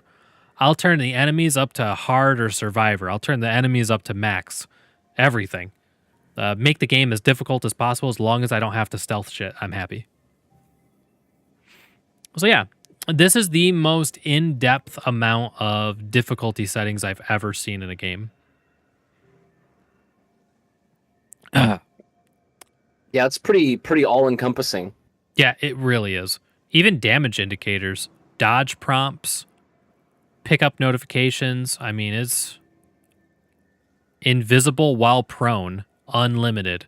I mean, like, there's some shit in here that if there's just like this one feature of the game that sucks and it's ruining your experience, you can turn it off. And I really like that. Because it's a single player, you know, it doesn't matter. Sure. Yeah. They can do that. Yeah. What did I do here? Oh, yeah, I thought this would be kind of fun talking about community-driven game challenges, like a Nuzlocke. Yeah, since it gives you so many of the tools to do like kind of custom scenarios, almost custom difficulty settings. Yeah, because this is like the other side of the same coin. Like in that game, they gave you an insane amount of options to increase or decrease the difficulty. And then this is self-imposed options that you're applying to yourself for the sake of making the game more hard beyond its normal difficulty. More difficult, playing in a different way. I'm not going to explain what a Nuzlocke is. You either know or you don't know. I'm sorry, guys. It makes Pokemon very, very, very hard. If you want to know about it, there's so many different ways of doing it. I'm leaving it at that. I ain't getting into it. Speed runs. We've talked about speed runs before, which in kind of a neat way, bringing the conversation back to the very beginning, talking about arcade games. Basically, if you had 3 people who could beat Pac-Man every time, or beat Donkey Kong every single time, they were trying to get the best score, obviously. But they could also do races, where they all put their quarter in at the same time, they start the game at the same time, and the first person to beat the game wins. Now, obviously, the score is supposed to be what you're aiming for, but there was already like I bet you I can beat this game faster than you going on at arcades, which I think is awesome because they were basically speedrunning before speedrunning was a thing. Sadistic gamers will have further stipulations on their runs. These will range from 100% completion runs, no glitch or boundary break runs, among other things. I forgot about the 100% completion speed runs. Those are brutal. All the different categories, yeah. If you want to see one of the more impressive examples of speedrunning, then look at this famous Mario 64 run from the 90s and how it progresses to today's standards. Kind of want to... What is this? Oh, yeah. Summoning Salt. This is a video from 6 years ago. This is worth watching. If you want to see the evolution of speedrunning, this is an awesome video. But it's the progression of the world record. I think they do side-by-sides at a certain point. But this video goes over just how the speed runs of this game have evolved over time, and it's really cool. Great video. Want to see a more up-to-date example of the intense work and concentration needed by today's standards will be a top speedrunning. Have a look at this Final Fantasy VII from GTQ last year. What was the website we were looking at earlier for speedruns? Oh, there's Speed Demos Archive and Speedy Games Done... Well, Speedy Games Done Quick is I think the charity thing, but Game Demos Archives, I'm pretty sure. Or Speedrunners Archives. The one where you're seeing people's speedruns in real time. Like they're updating them in real time. Can't remember what it is. We were looking at it. It's like my go-to site for it, and I can't think of it. Anyway, switching peripherals, which is an interesting way of giving you more difficulty. And I wanted to show you guys something.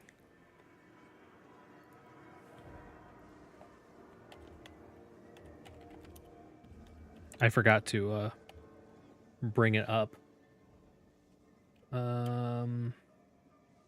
No, I think it was Elden Ring. Yeah, it was Elden Ring.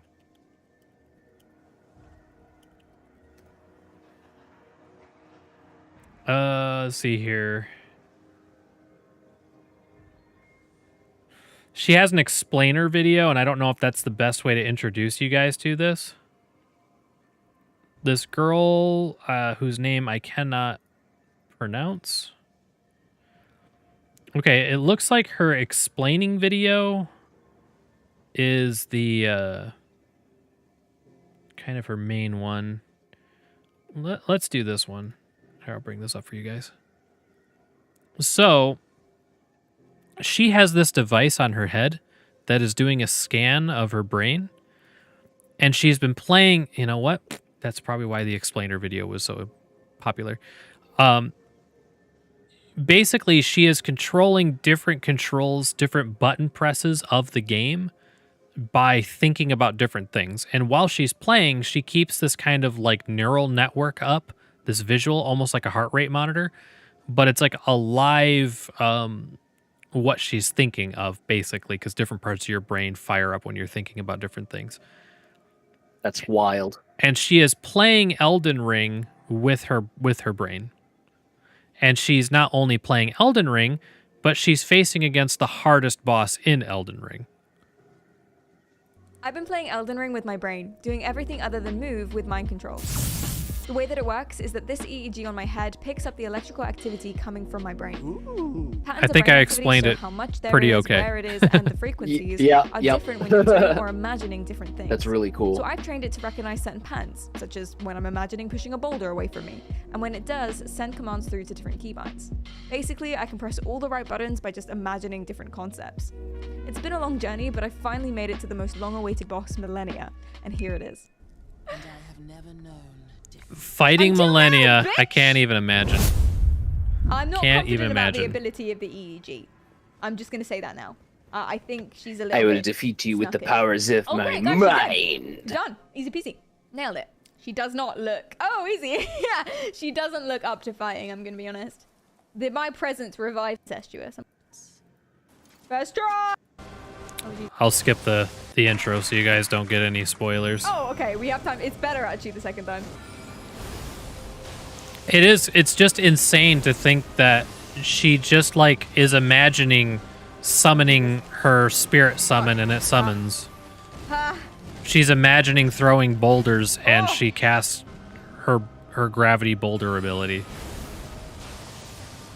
I've noticed from watching her, because I've watched her live a few times, sometimes you'll see her shake her head real fast, oh. and she's trying not to That was accidentally push a good. button. I'm pretty sure, guys.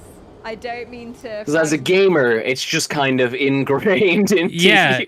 she was saying a long time ago when I was watching her in live on Twitch, she would you know, like you press a button too many times and you're kind of like animation locked. She basically animation locks her own brain, where she's like trying to think ahead of the fight, like, oh, it would be good to hit her with the boulder, or I need to switch to, you know, to this spell. And instead of switching to it, she'll switch to it and then immediately cast it because she was thinking about it too hard, or trying to remember what she needs to think about to cast it, which accidentally makes her think about it, which makes her accidentally cast it. It was awesome watching her journey. Her journey is amazing. I can't pronounce it. It's periakial. How she only has 7,000 views on this and 6,000 subscribers is bananas to me. Absolutely bananas. Putting it in chat.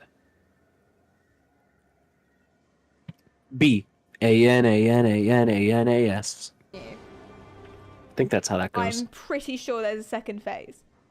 Let's see what other spells we got. And see, There see is, what in goes. fact, a What second have we got phase. as well? We've got Inspire.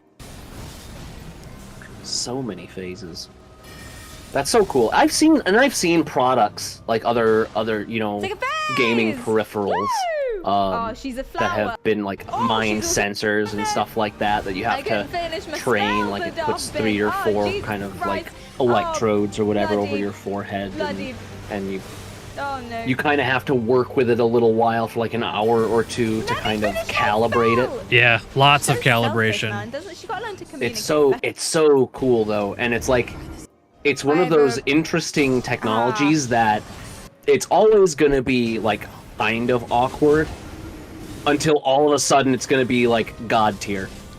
Like Yeah, just- overnight, basically. It'll overnight be like, yeah, if you want to play a game Oh competitively, my god! Oh my god! you know, it's like, okay, you're gonna have to use one of these, and you're gonna have a huge community drama about how like, no, anyone who's using this should be banned. Oh my god! My health.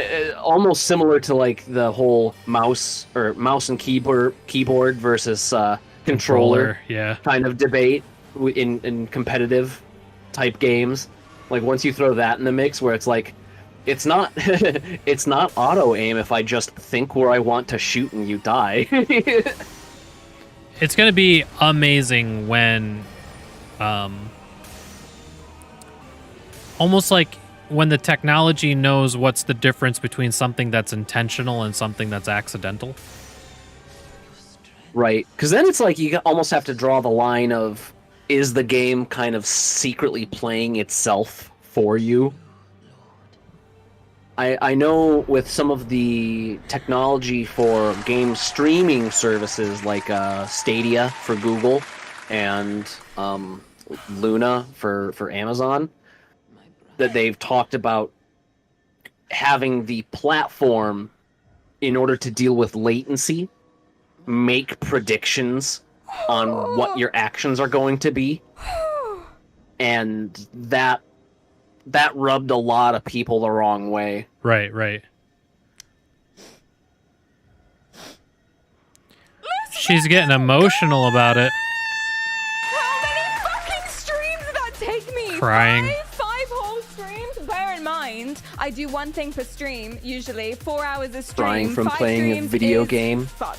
I'd never do 20 that, hours. Well, this is the 5th stream. So says So- someone who literally cried like a week ago. So for switching peripherals, that was the most extreme example I could think of. That's definitely switching peripherals, and it was topical. Yeah, that's nuts. Yeah. So this guy, this is the guy who's beat Dark Souls. Yeah. He's beat beat Dark Souls with all of these different things. He beat it with a rock band drum, the bongo drums from I'm pretty sure that's Donkey from Kong, I Donkey think? Kong 64. Yeah, Oh my god. with a I think it was Wii GameCube remote, actually. Donkey um, Konga. all sorts of stuff. Level 1 playthroughs. A pretty self-explanatory one. Players often find scaled and fair difficulty to be too mundane, so they will do everything in their power to make runs more difficult through simply not participating in the leveling process, such as trying to beat what is this? Kingdom Hearts level 1 only. Fighting Oh my Roxas at level god. 1. Gosh, the sheer amount of attacks you would have to do because you're doing so little That's kind damage. of like your issue. Like at that point, like they're just such a damage sponge. Yeah, I would. It wouldn't even matter. Like, it wouldn't be worth it. The time sink wouldn't be worth it. The frustration Yeah. would be immense. Non-lethal playthroughs are pretty cool. Pacifist runs. There's very few games you can do it though. Yeah. Very few games you can. I saw someone do a pacifist run of Elden Ring, and that was interesting. But that's because they summoned help and watched their help kill all of the bosses. And it was very funny. I like the 3 heart challenges for Zelda. That's I'm actually I started a new playthrough of Monster Hunter World Oh, where 3-heart challenge, yeah. I'll upgrade my weapons, but I am just not using armor. So it's like I'm down a bunch of skills and I'm very squishy. So it's much more of a challenge without making the enemies become just like impossible to kill within the time limit. And I think that's far more interesting than just seeing like, okay, are you going to pass out from exhaustion from a 3-hour long boss fight as you do 1 damage and he's got 10 million health? You know, like Right. yeah, definitely the Zelda equivalent of a level 1 run. I want to Better, do perhaps. I want to do a naked, no item, no damage, perma death. What was the other one? Pacifist, non-lethal, no level up run of Elden Ring, and I think I could do it. Good luck. Because all you got to do is run to the boss, not get touched on your way to the boss, and then watch someone else kill the boss for you. And if you could do that throughout the whole game, it would technically satisfy all of those. Easy. Easy day. Permadeath runs, obviously that's you die, you delete your save, basically. What do they call those? Is that called Iron Man? It depends. Like Minecraft calls it hardcore, right? I think Terraria also does it where it's called hardcore. With World of Warcraft, it's called hardcore, isn't it? Hardcore, yeah, it is hardcore. Yeah, You're right. Hardcore mode. What's Iron But Man? I think I have seen some games call it Iron Man as well. I think it's not standard. It's on the tip of my tongue. I can't remember which game it was, but I know I did see a game that had a setting that called it Iron Man. Cannon runs. I'm sorry. Actually, oh. Because I know also Okay, Iron I'm gonna Man look is it up. sometimes where one player is way more powerful than the other players. So they're soloing, but they're more powerful. I think that's also an Iron Man. Because it's like one guy's the Iron Man. The big guy. Cannon runs. I think cannon runs are super interesting. Way less common. Very few games you could possibly do it in. But it challenges players will try to play games in line with the canon of the story of the franchise. So obviously Pokemon is the probably the best example, because basically you're trying to beat the game using only the Pokemon that Ash uses throughout the series, and you only get access to those Pokemon between the badges that Ash is trying to get. So you're playing through the game that way. Okay, I found the example. So yeah, Iron Man and Hardcore are basically the same thing. Um, Gears of War 4 had an Iron Man toggle where it was, yeah, simply don't die. If you die during the campaign, it just resets your game to the beginning. I remembered it from No Man's Sky. No Man's Sky has a mode that is called Iron Man, and it's just what it is. Just if you die, you lose. Like you got to restart Okay. completely. Huh. So, but it's basically synonymous with hardcore. Then there's like, well, that's not really a self-imposed thing. Hardcore realism runs, which are obviously we just talked about them. It's Yep. You die, you're done. Yeah, counter to save scumming. It's exactly what they are. Yep. Obviously, live streaming really upped this. The community-based stuff, live streaming games.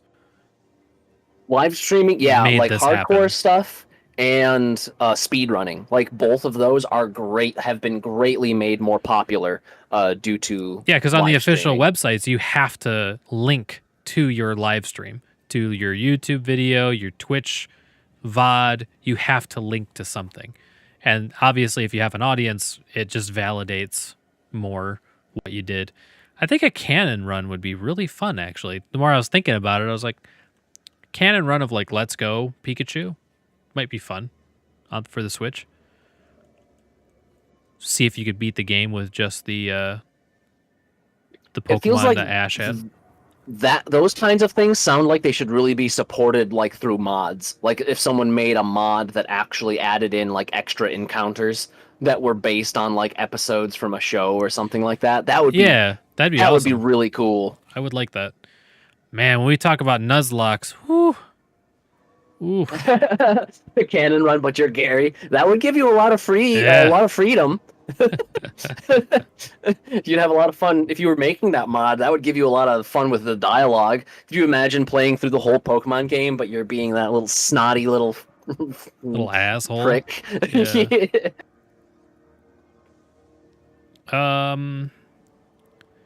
Yeah, we can call it there.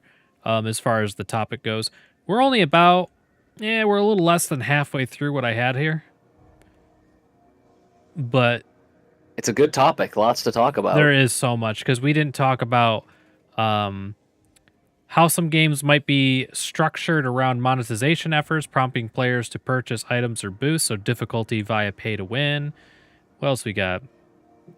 Games with dynamic difficulty adjustments or those that let players customize individual difficulty components. We kind of hit that a little bit. The evolution of player skill and how player skill has changed over time, thus difficulty needed to change, along with games becoming more common and accessible. Yeah, there's really good stuff. I mean, there's developer insights, esports and professionals, and how PvP has changed games. Yeah, PvP is like you could be its own separate topic because then you're talking about like game balance and stuff like that as a like difficulty becomes a meta. Like if how difficult the game is based on like your rank, but then also how much if like the game becomes super difficult because you are not putting in hours outside of the game itself to like research on the wiki and Right. read patch notes to know that like your shit got nerfed or this got buffed and like that's whew, yeah, that could be its own whole episode, definitely. A whole thing. I- Go ahead. Sorry. Oh, I was gonna say, I know two things that I wanted to talk about at least a little bit. Was like Minecraft and the kind of weird difficulty idea of it having something outside the game. Like if you tried to do what I would call a realism run of Minecraft, where you'd have to go in with like no knowledge on how to craft things, and you're not allowed to open a wiki. And like you do like older versions of Minecraft where you didn't have that book button that gave you recipes. Right. Like imagine trying to play Minecraft not knowing how to craft anything. Actually, I kind of can. That's the way we played Sky Factory. Even though it's a mod and even though it's got like a ton of mods Oh, in because it. it randomizes recipes, right? not randomizes it. It just they remade all the recipes. So Okay. Okay. like, and because it's Sky Factory, you start on a plot of dirt that's like a 3x3 with a tree in the middle, or a 4x4 with a tree in the middle, Okay, and yeah. and that's it. You're just on a piece of dirt. You have one tree, and you're floating in the endless expanse of the universe. If you fall off the edge, you die. And you can get all the way up to like space age mining nuclear bomb technology from that spot, but you have no clue how to get there. Right. Well, the first thing you do is you punch the tree. We know that much at least. That is true. Obviously. That is true. But it's nuts because basically they added in like a wooden barrel, and that wooden barrel that you make, which you don't know how to make in the beginning, you do make it by punching the tree and making the barrel, but you have to collect the leaves on the tree to put in the barrel to make mulch, and that mulch turns into a block of dirt. And you get enough mulch from the tree to make 2 blocks of dirt, and you get enough seeds from the tree to plant 2 trees. And you're expanding your floating island out in space by doing stuff like that. Mm-hmm. And it is fascinating. It is like fascinating that no bricks exist. So any brick you want diamond, you have to make diamond. If you want coal, you got to make coal. If you want iron, you got to make iron, which is Really crazy. crazy how they do it. Even And the like ways they do it. even like the cobblestone, you have to make like a sifter and put dirt through it, and sand comes out the bottom, and like pebbles collect in the sifter. And if you collect enough pebbles and compress them, you get cobblestone. You know what I mean? So it's like you're relearning the whole game. And I'm so sorry, I went on a tangent. But yeah, it's you're playing the game on it's like it's interesting to download mods that make a game infinitely more difficult, but you almost get to re-enjoy the game as though it was your first time playing it. Yeah, that's super cool. That's super cool. The other one, to think of that just in terms of it being like difficult, not necessarily that like it's just how the game is, but like as a facet of its difficulty. The other thing that I wanted to mention, it's a quick one, is just I really liked the kind of difficulty add-on addendum. It's not a setting or anything, but it's kind of sort of optional. If you ever played the Final Fantasy Tactics Advance game, so Final Fantasy Tactics Advance and A2 for the Beautiful DS. game. Mm-hmm. The difficulty like factor in any match, the law system, like the first game, I think the first one, the Advance, was just the best, because it's like, okay, neither side can use fire spells, so saith the judge, and the AI isn't like smart enough to not do it.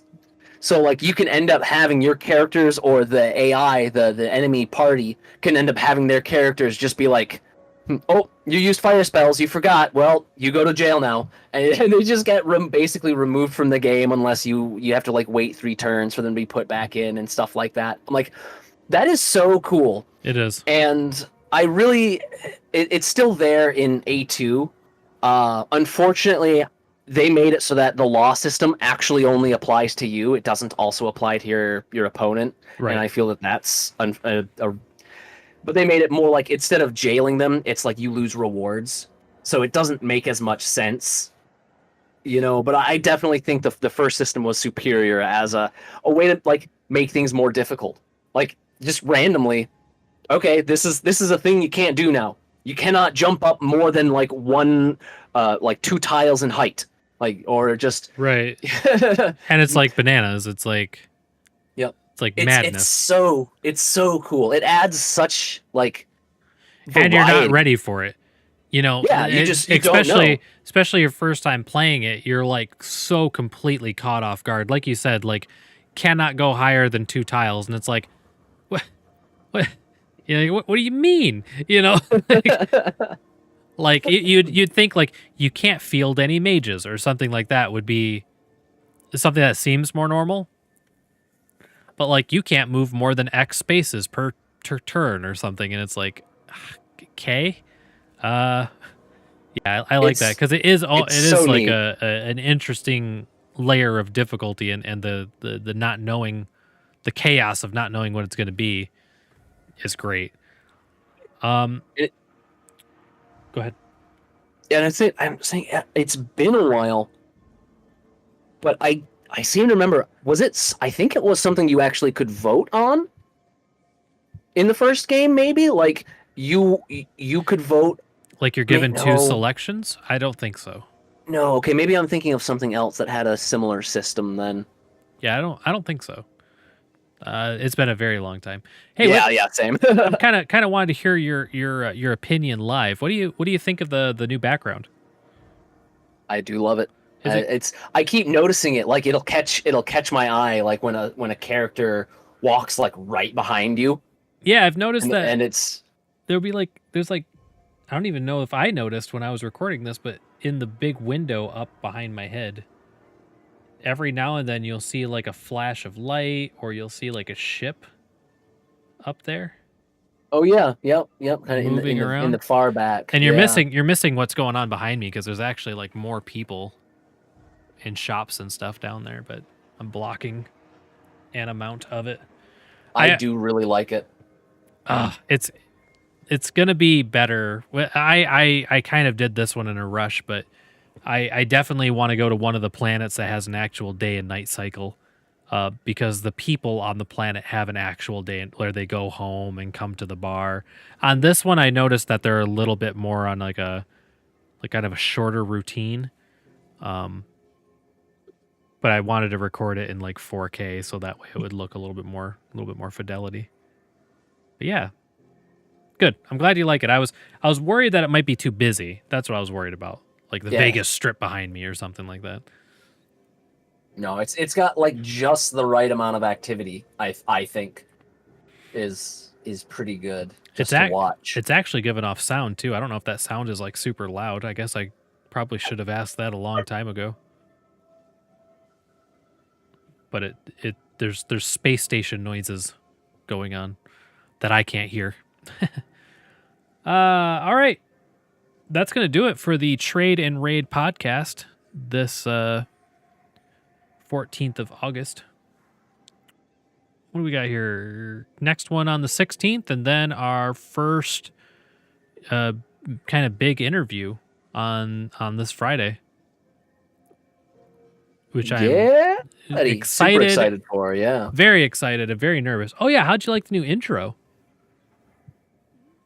It was. I mean, it was quicker, which is. It definitely was kind of nice for it to kind of be like more like getting in there. Yeah, a little bit more and snappy. I'm obviously I am a big fan of spacey stuff. Yeah, that is one of my wheelhouses. I thought it'd be good to have that video into this backdrop because it's got like a space station and stuff in it. Yeah, makes sense. Hey, Zip IRL, thank you for the 2. What is that? Holla, holla, is that $2. Is that a super chat? Is that what that is? I think that's what YouTube does. Yeah, I think the YouTubes are super chats. Interesting. Viewer activity. Super chat. Neat. Thank you. I didn't know we had super chats. I didn't know we could do that on this channel. Neat. Super sticker, super chat. Oh yeah, there is. Highlights your message. That's cool. Neat-o. All right, guys. Yeah, that'll do it. You got anything for the people, Sage? Oh, well, just, Monday fun day. It's just start of your week. I know college and university school is starting back up for a lot of people. We're going to be busy around here for that. So if you're going to school for something, good for you.